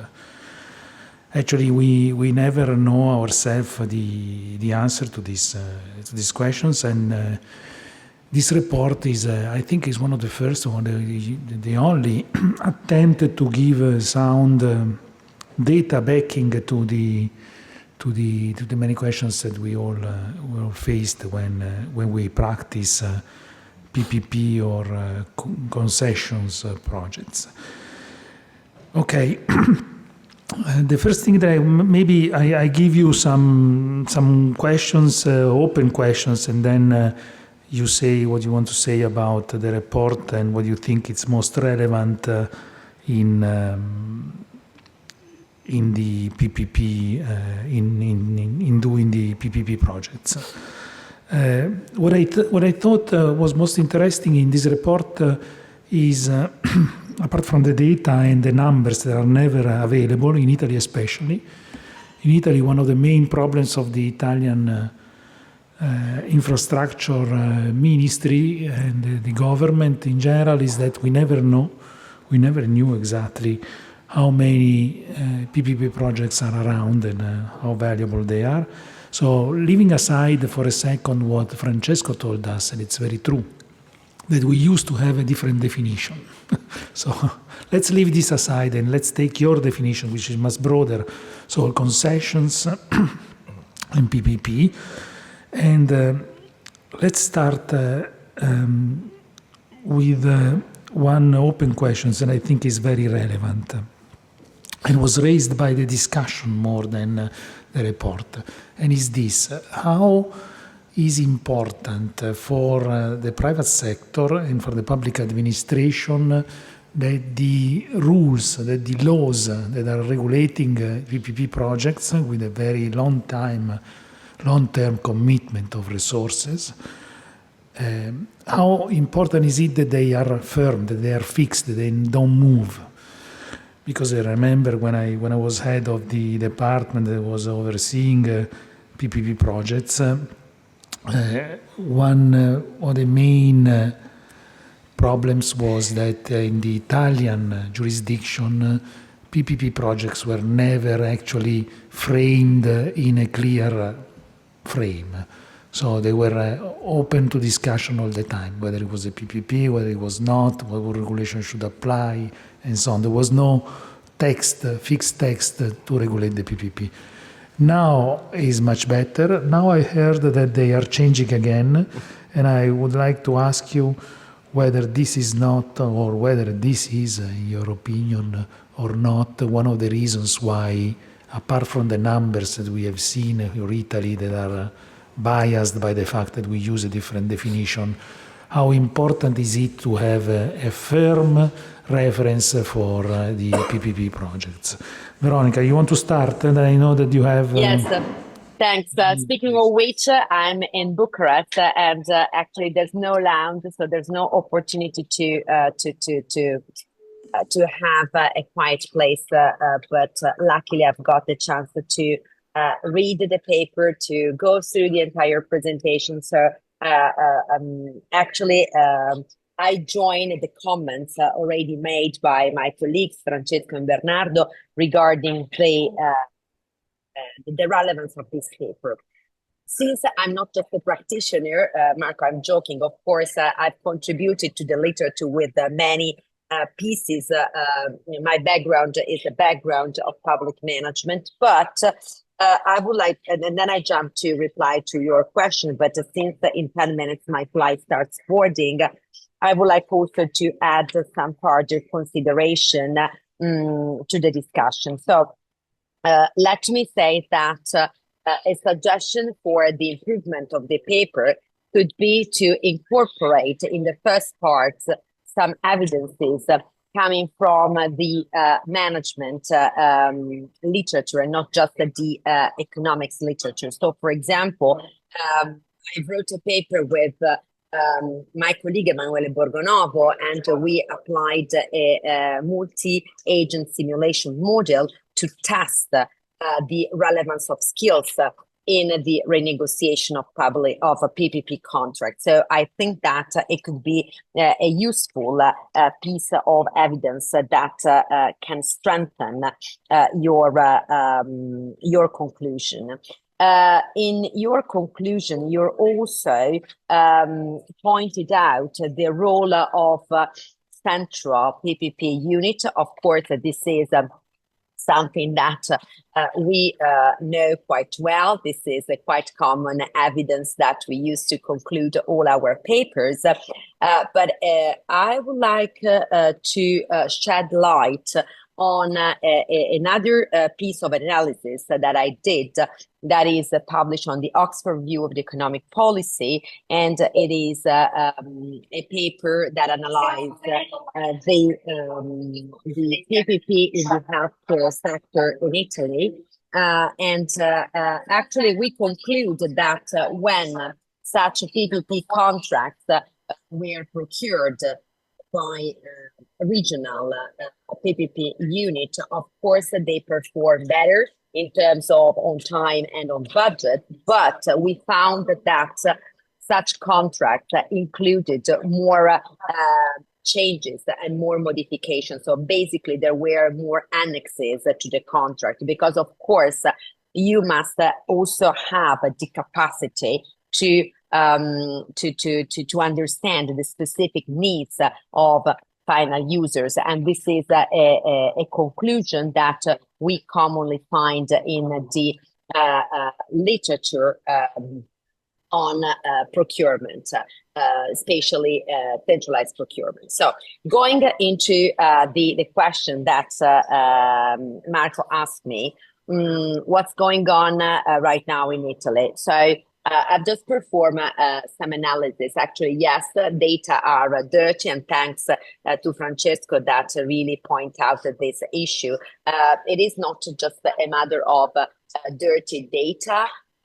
Of course, it is also a matter of who does provide such data. So in general, such data are provided by public authorities. So if they lack a common glossary, for example, we are still discussing about what is the correct name to use. There's a lot of confusion, but there's also a lot of confusion in terms of what is the number that we record. So in concession contract, do we record the value of the capex, or we record the value of the concession contract according to the definition provided by the European Commission? Actually, in Italy, we do both. And so sometimes you can't really analyze data because there's a mix and match. So that's why it is quite difficult to find strong conclusions, especially when we work on large data sets.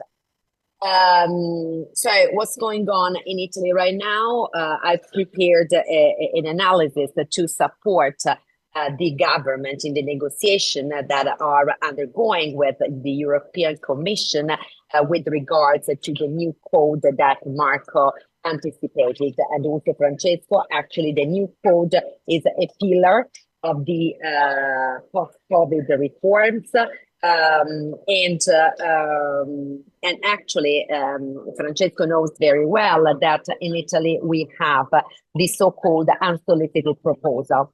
This is the only procedure that basically we use to procure PPP and concession contract. By the way, if I can add a quote regarding the glossary, I prefer to use the term concession because we are in Europe, so we abide by the directive number 23, and therefore I prefer to use the word user-based concession and availability-based concession to overcome the old distinction that was originated by the World Bank and by the PFI between the PPP and the concession contract. So as of now, in Italy, we use unsolicited proposal for concession that include large or mid-size capex, because basically public authorities have not just limited skills, but limited budgets to start the design of PPP contracts.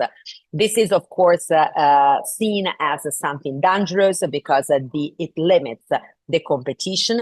So we run an analysis to understand the level of competition in PPP that are, let's say, started by the public sector and PPPs that are started by the private sector with unsolicited proposal. And numbers are very similar. So the average number of bids is 1.8 when PPP are started by the public sector, and it is 1.1 when they are started by the private sector. So basically, it is a very concentrated and not competitive market, but because we know that there are massive entry barriers and the need to have a lot of money. So currently the government is, of course, trying to modify this article 193, related to the unsolicited proposal, with the main goal to introduce more competition at the very beginning. So basically to rule the way in which authorities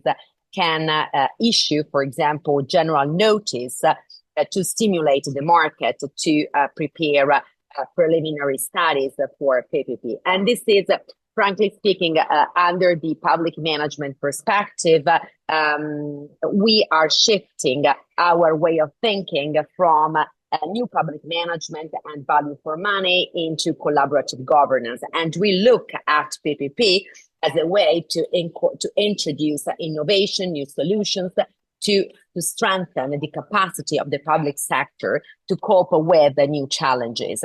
So since we look at PPP not just as a macroeconomic tool, a credit card, or, for example, a way to generate micro goals on time, on budget, on quality, but very much to generate new innovations coupled with ESG financing, impact investing, etc., etc.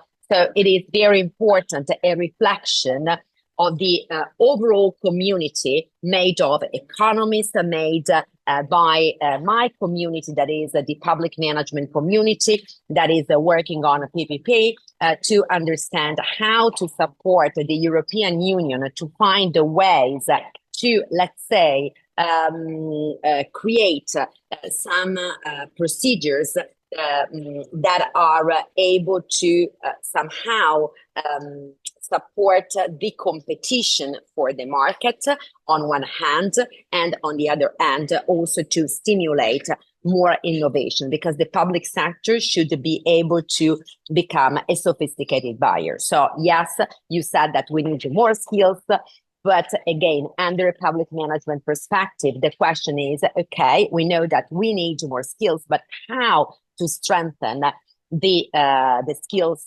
level in the public sector? Of course, the quality of training is very important, and unfortunately, the public sector is underinvesting in training. We know that the European Commission is using a lot of money, for example, for TSI programs, technical supporting instruments. But of course, there's but of course, we know that the organizations that provide such kind of capacity building are not, let's say, super strong. And so this is another big issue. And finally, I believe that it is important also a reflection, again, from a public management perspective or a governance perspective, where to locate such a specialized PPP unit, because at national level, of course, they may be too far from the local level and therefore not very much able to really support the local authorities. In Italy, for example, we have at regional level for healthcare procurement that underwent an important centralization starting from 2016, an increase in the competencies in such a regional unit. And now, for example, they are trying to move the healthcare procurement from a very traditional cost-based and input-based procurement into value-based procurement. So we maybe that level, the regional level, especially in large countries and complex and quite diverse countries, may work. So of course, we should continue the conversation. I'm very sorry, but my flight is leaving. And but just a final remark. I really think that as academics, we should reconcile the economic perspective with the managerial perspective to provide a new insight to the regulator, especially to the European Commission, because they soon will revise the public procurement and concession directive. Thanks. Okay, thank you. I'm sorry that you cannot be with us for the further discussion. I thank you very much. And let me continue with Alberto Eichholzer instead. So as we understand here, probably the rules are changing again. And the new, we are talking about Italy here, because probably, I don't know whether you are doing PPP projects outside Italy, but probably we are concentrating in around, but it's the same problems are everywhere. Yes. Governments are facing and the private sector is facing. So basically, the first is the changes in the rule and the skills in the public administration.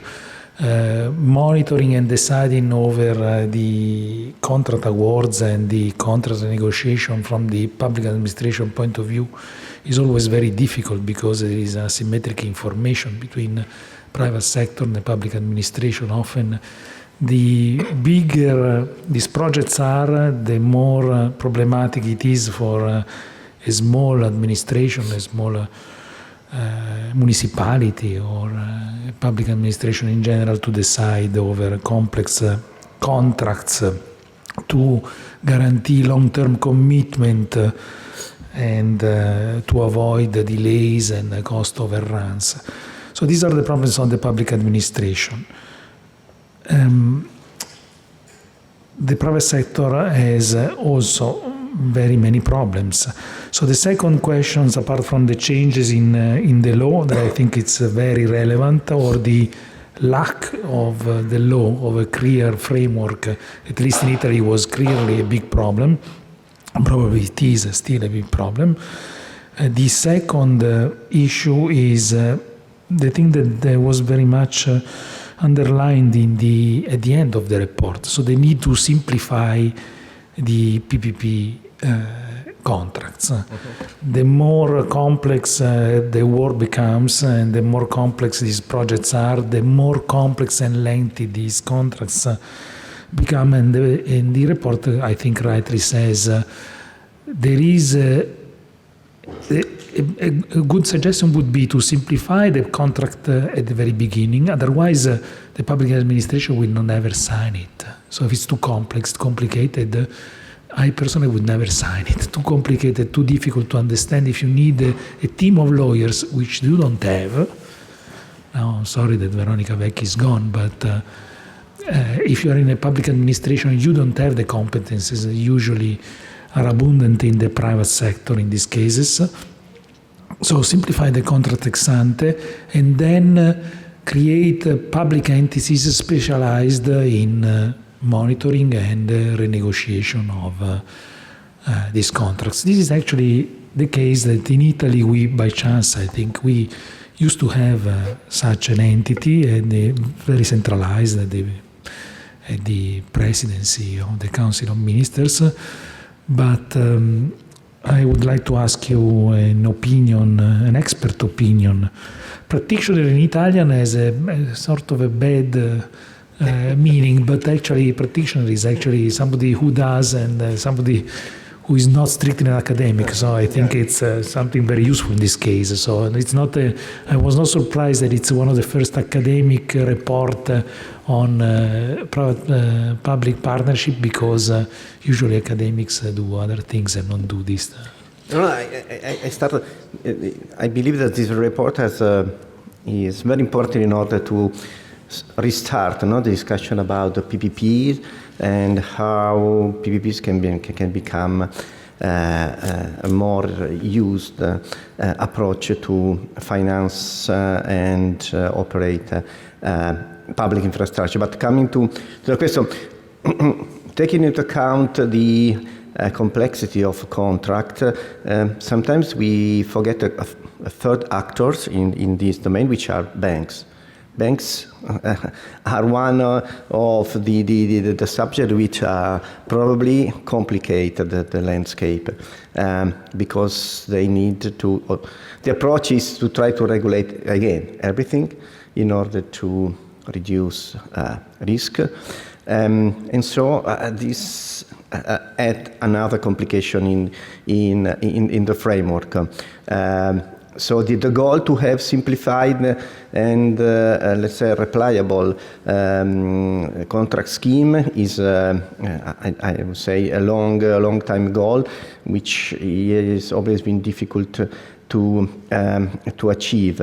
But and probably in order to get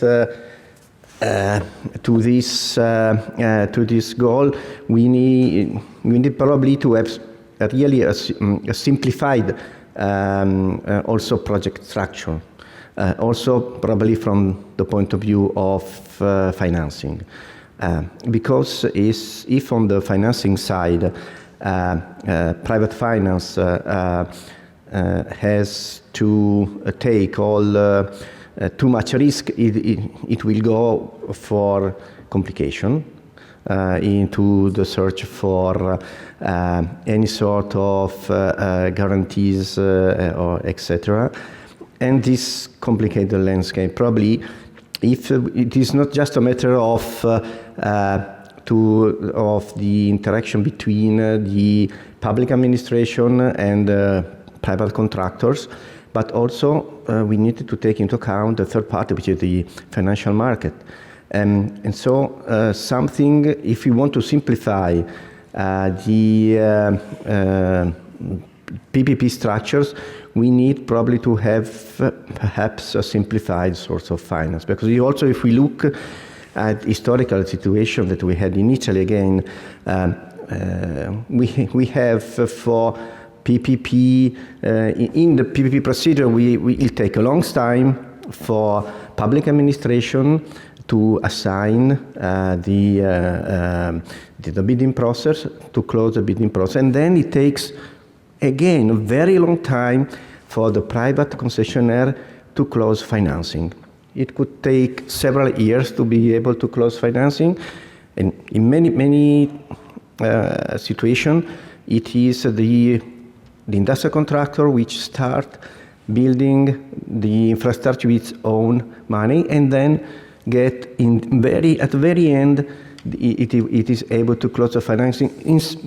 Sometimes when the infrastructure is already completed, because at this time the risk is lower, so banks are more keen and able to finance the project. So probably, well, this is my view also from a financial point of view, also as a financial investor.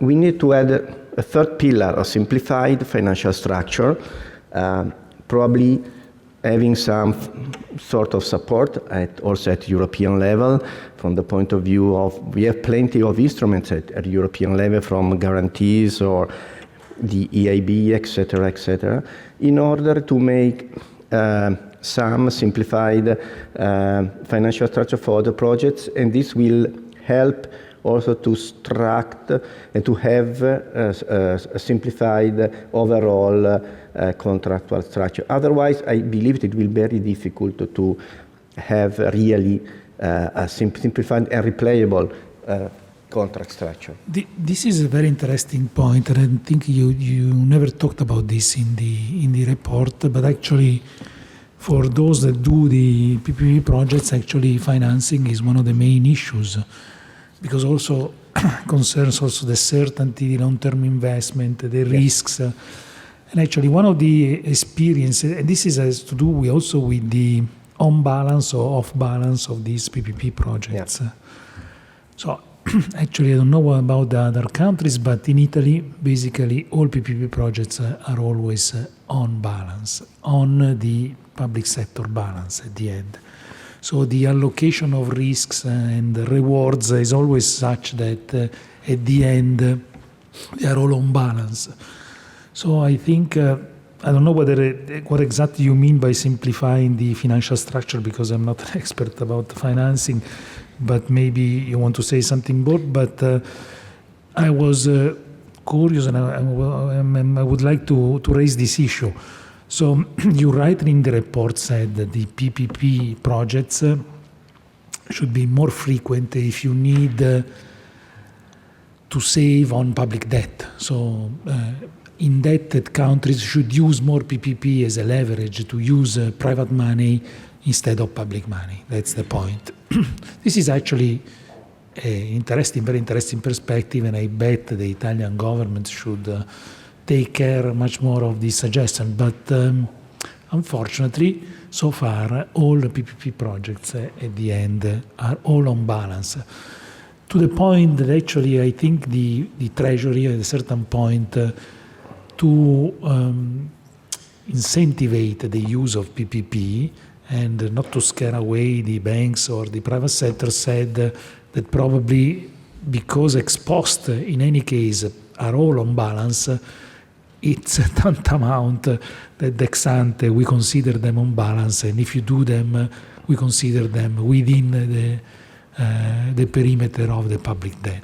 Yeah, so this is something that has to do with what you said. If the project is on balance, I don't understand why it should be financed with private money. And that's the point. But we try to finance. We start off financing with private money, but at the end, they are all classified on balance. Correct me if I'm wrong, Francesco, but I think 100% of our PPPs at the end are on balance. So there is something. This is really an absurd situation, because for banks it is a very risky project. So exactly, which costs a lot of capital, but it is on the public on the public debt. So this is the maximum of the inefficient.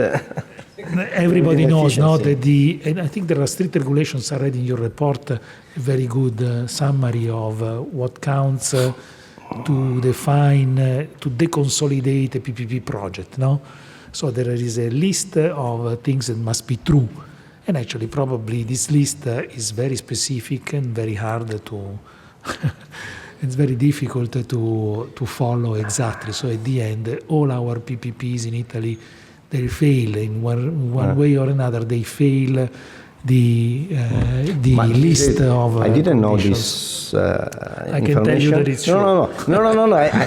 It's but it is Eurostat which reclassify, or it is? They are reclassified afterwards, but the point This is is very interesting. they are reclassified afterwards. You want to say something? Maybe you want to.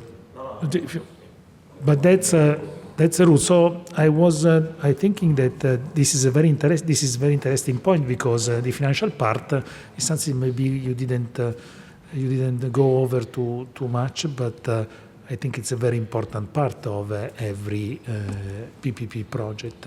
What do you mean exactly by simplifying this part? Probably this is it is a difficult, let's say, matter, taking into account that the goal should be to keep the PPP project out of the public balance sheet. So we probably something like, as I was saying, some sort of just for the financing sector, for the banks, some sort of guarantees, perhaps at the European level, some sort of, let's say, EIB has its, let's say, can or support banks via special financing for taking perhaps some sort of the risk for the out of a first risk out of the projects vis-à-vis banks. So some junior tranches, for example, or something like that, in order to reduce the final risk for banks, to make banks able to not ask for too much complicated structure at the contractual level. I don't know if this is compatible with. I think it's not, but I'm asking for if you want to comment on this. I read in the list that, but I knew before, that guarantees on the part of the government qualify the project as on balance, because of course if your debt is guaranteed, it's on balance. Or if the contribution of the government exceeds a certain point, a certain threshold, then it's automatically on balance. So I think this is a part that it's actually, if I were a discussant, I would have said very, very interesting. The financial part is something that needs to be explored more, because the financial part if you look at the practical, the real big projects, they all conditioned by banks. So banks want guarantees, banks want to have a certainty over the investment, and at the end the public administrations accepts maybe the predictions of very high traffic on highways, because banks must be happy. So banks are happy, they finance the project. At the end, and then the predictions fail, and then everything gets classified as on balance at the end. So this is the typical loop that we get into. Yeah. And to complicate the issue, we have a third layer of lawyer with banks, because we have the lawyers of banks, the lawyers of the private contractor, the lawyer for the public administration. When my experience, it is when there is in the same room 3 lawyers team, you will have in the end you will have 200 pages of contracts with incredible sophistication. So we need to, in order to simplify this, the financing side is very important, in my opinion. Okay. And also to open the door for not only for banks but also for equity investors, such as institutional investors, such as foundation or other institutional investors, in order to be able to understand the risk of the project they are investing in,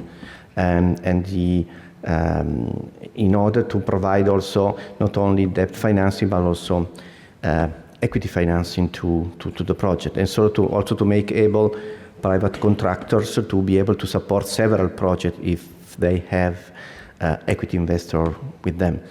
Here again, this is the one of also of the weaknesses of the Italian situation, where we really do not have financial equity investors in PPP project, and the equity side is more or less left to industrial contractors, which so they have to support their balance sheet, the equity investment. Okay. I think if you want, but yes, they want. You want? Maybe you want to speak into here.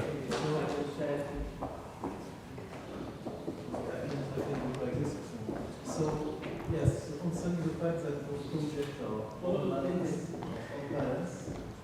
obviously, availability-based contracts are always on balance, because Sorry, I didn't hear. availability-based contract. So the fact that you've got a project that is financed by the private, and the private side is then having some public payment all over the course of the contract. I mean, the demand risk, the operational risk, is not transferred to the private side. So clearly, this is on balance for sure. Concerning concession contracts, it could be off balance if the private entity would accept to take more risk. And the fact is that when you are looking at the details of concession contracts, very often the banks and the private companies are asking guarantees from the government. You've got some specific contractual provisions where they share the benefits in extra benefit year, or they share the bad years also. So you've got some contractual provisions that are just making those contracts less risky and make them be accountable on balance instead of off balance. So the fact is that maybe it is time for those contracts to be more simple and to transfer more risk to the private side, and it will be more costly, but this is the price to pay. No, I can understand. For the private sector, it is always very difficult to manage or to accept too much of traffic or demand risk.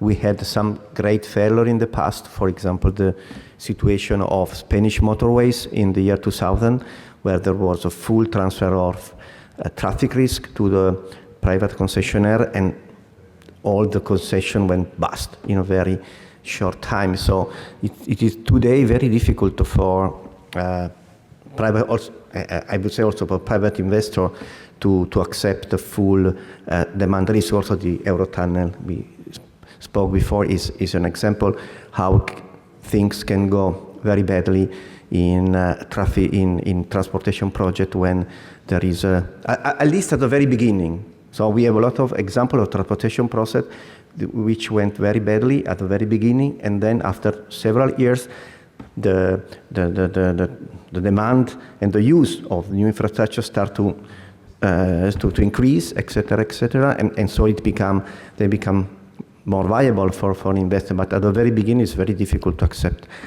full demand risk.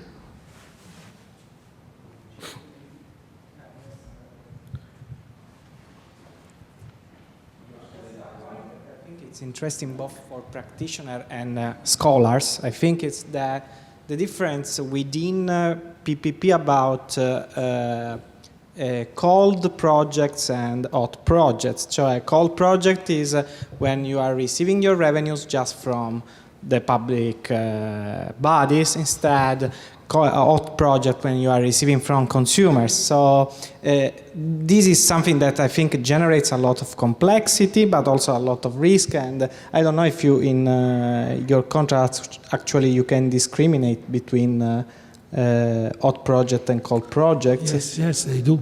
Availability project is what you can... It's based on, this is based on the type of revenue that you receive. revenues that comes directly from the public entities like hospitals, or entities or revenues that comes from users like trust. They do it. Okay, so this is a little bit different from what was in before. No. I agree. But I think it makes a lot of difference in terms of the risk, and the problem is that I think that the complexity is generated by the previous history of this type of contracts, that where they wanted to account both the two types of animals in some sense. So the basic idea, the PPP historically was think as something that can answer a unique question. Instead, I think we have several questions based on the type of industry. For example, one thing that is clear from the theoretical literature is that the delta is changing based on the industry you are studying. So having different industry, you should have different type of PPP. And what I think we lack is a tables of sectors where, for example, PPP is thought as useful at 80% or useful as 60%, and so on and so on. So a taxonomy of, in some sense, of PPP with respect to the sector you should apply it. So it's, of course, there is this thing that law should provide a unique framework, legal framework, but one point is missing, for example, is a focus or that study the type of sector you want to apply. Usually in the when report, the project it was very is clear. In the report, the difference is very clear. And by sector, they show the slide with the prevalence of one type rather than another according to the sector, because, of course, there are technological differences. Yes. First of all, I want the microphone. The question maybe to Marco. Me. I'm not the... His role in government. You're just a chair. I am... Yeah, I know. You are not a practitioner. A reflection, given his role he had in government, and also and on the recovery funds, whether it would have... Don't you think whether it would have been much better to have much more PPP-based in the process rather than all public investment mainly? And and that was part one, and part two, what you think the private could have, which private role could have been in this huge effort that Europe did? Sorry, which role the private sector could have been in the recovery funds? This is, so I answered the question. This is a question that was actually frequent at the time, but in the Next Generation EU, the recovery fund, the Italian recovery fund, there are 3 or 4 big PPP projects, very big. First one is the railways. No railways, no. The PPP, the Next Generation, does not fund railways. No railways, sorry, not highways. I thought you said highways, not railways. Railways. No highways. No, it's one of the Polo Strategico Nazionale, the cloud for the public administration. Okay. The other is the telemedicina, is like the remote medical infrastructure. And the third is for university, the university lab infrastructure. They are all in PPP. And actually there is a couple more. It's a small fraction. Yes, as a total is a small fraction, but they're big projects, important projects. I think it's 3, 4, 5 billion over 190. Are fully financed by the PNRR? No, it's not. The difference is this, that in the plan there are some projects, the one that I said, that are clearly written down as PPP projects. So Out of the balance sheet, which are supposed to be out of the balance sheet? No. It says the plan says that to meet the milestones and target, you should award PPP contracts. Okay. You, public administration, should award PPP projects within a limit, within a term, within a date, within a specific date. Then there are other ways that the private sector comes in, because in the plan, in some other parts, it's written that the ministers that are actually entitled of the projects, they are free to decide whether the awards are traditional public procurement or PPP. So in some cases, it's a step further. It's not written in the original document, in the original plan, but the ministers could do it later. Yes, we could have done more to introduce the private sector, but remember that the PPP usually takes even longer than the traditional public procurement. So it's hard to convince municipalities or ministries that they want PPP rather than traditional procurement. Also because the rules are not as, they're a bit more mobile than for traditional procurement. They know what to do and they do it, or they don't do it. But for PPP, they don't even know what to do. That's the point. And the additional complexity is that for PPP, you usually face big private firms, conglomerates, and then come up with complex contracts. And you, as a public administrator, you have a big responsibility. You first have to decide whether these private proposals coming from the private sector, are of public interest or not. So if you want to sign that something coming from a big private firm is of public interest or not, is something that it's frightening for most public administrations. So, please. Yes. Here there was a comment, I was saying, then the final, there was a comment in the room privately without the mic saying, oh, but then this thing will never work in Italy. But the Paolo it's like cricket or baseball, right? So it's a sport which is well played in some jurisdiction, but will never be played in Italy, right? So we play soccer. But this is also another. Yes, tell me the question. Then I have an answer to you this. You mentioned the one case that everybody in the profession thinks that is going very well so far. Then maybe tomorrow we will find out that it collapsed. But the Paolo di Telemedicina. Paolo di Telemedicina is considered a big success story. Okay. That is working really well, where the complementarities between the private and the public. There is private money, there is private finance. Yes. Okay. Mm-hmm. You know something that I would have said as a discussant as well. Sorry that I'm complimenting what. I believe that in different countries, history counts, because the public administration in Italy has a tradition. They think about authorizing projects, yes or no. They never think about collaborating with the private sector in doing something. In other countries, the culture of the public administration is different. For historical reasons, since ever.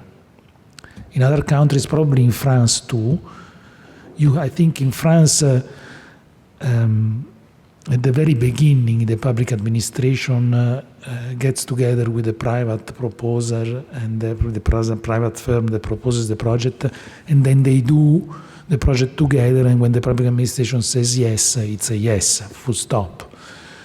Or in the UK, the collaboration, private and public, is much more inside the culture of the public administration. In Italy, it's not like this. The private sector is on one side, the public administration on the other side, and the game is, do I authorize or not? So it's like much more confrontational. And I think this counts a lot when you have to do something together where the financing is common and the project must be somehow in common.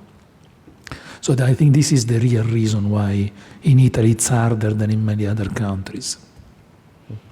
Yeah.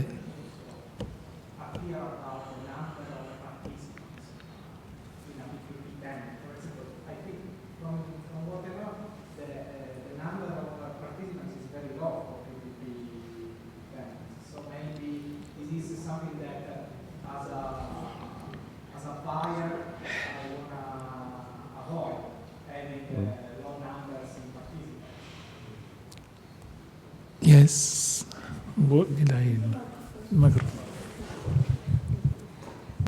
So I'm a bit surprised. So you are saying that in Italy there is not a single PPP that is deconsolidated. So, okay, so it's only public debt officially.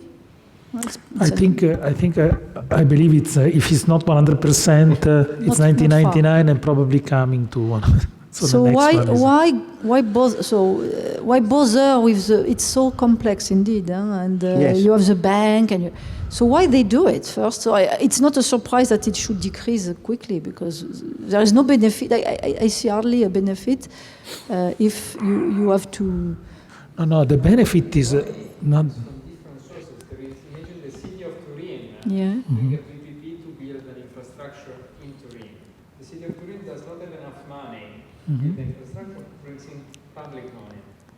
Then the fact that goes to the national balance sheets is a problem of Italy. Of Italy, not of the... I see. Okay, so there are some certainly. Okay, Yes, there are some absolutely. Okay. But not only that, I add this, that most of the times when we do the PPP, formally we justify it like we want private money because we don't have enough public money, and it's the private leverage, no?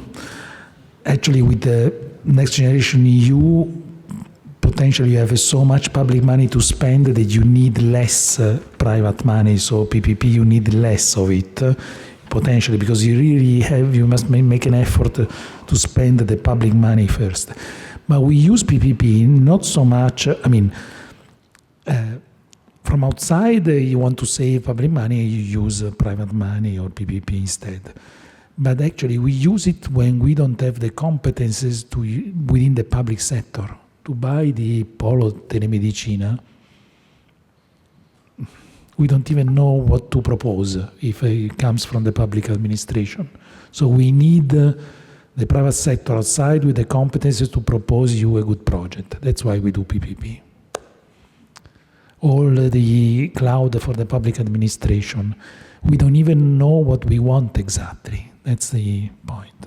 So we have an idea of putting everything in the cloud, but we don't know what's the best thing to propose and to build.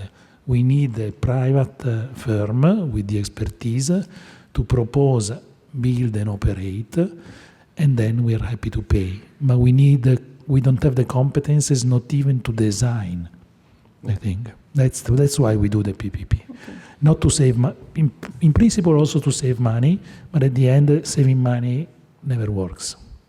But in order to have this... To acquire skills, yes, from outside.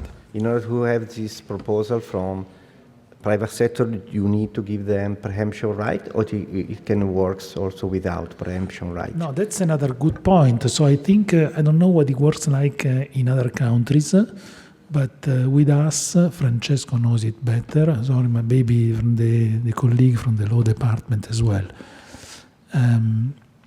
We have this preemption right. Preemption right. I think in other countries is not. I don't think it works like this in the other countries. Preemption rights means that if Francesco comes to me with a proposal, Francesco, I think that it's and I sign off that this is public interest. Then somebody else. Then I put out a competition for this project. Somebody else Pietro comes with a lower price. He wins, but Francesco has a preemption right to bid again and go equal to Pietro, and at the end he will win. No. It's a preemption is called. Del promotore. Come si chiama? Preemption right. So I don't think it works like this in... No, sì.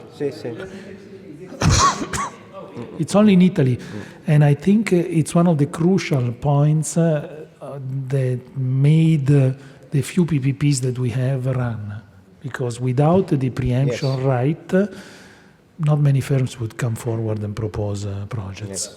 So they have to have an advantage, otherwise they don't do it. And the banks probably finance those projects that have an advantage. So they are pretty sure that they can pass the threshold at the public administration offices. Otherwise, they don't finance. Yes, the banks are taking no risk because the government is backing up all the risk. Ask him, but it's not. Because apparently, Alberto, as a financial institution, is not considering bankable projects that actually are on public balance sheet. Yes, there is a lot of... For you, it's not bankable. But you have the liability on the government. So that's why I think this preemption right, that I think it works only in Italy, it's the way that that makes PPP feasible in Italian market. In the Italian market, in the Italian economy. I think in other countries it's different. I think there must be some advantage for the proposal, no? For the original proposal. Bonus points. They have bonus points, correct. They have bonus points, but they don't have this preemption right. I think that now it's changing again. So if the number of PPPs are going down, or Francesco is saying is going up, but it's not clear because we have different definitions and so on. But in any case, the public-private partnership, I think one of the reasons why they're flying or not flying in Italy is whether they are perceived in the private sector to have an advantage over competitors. If they don't have any kind of advantage, or if you change the rules such that nobody understands anymore whether the advantage is serious or not, the public administration or the private sector, I think the numbers are destined to go down again, if ever they went up.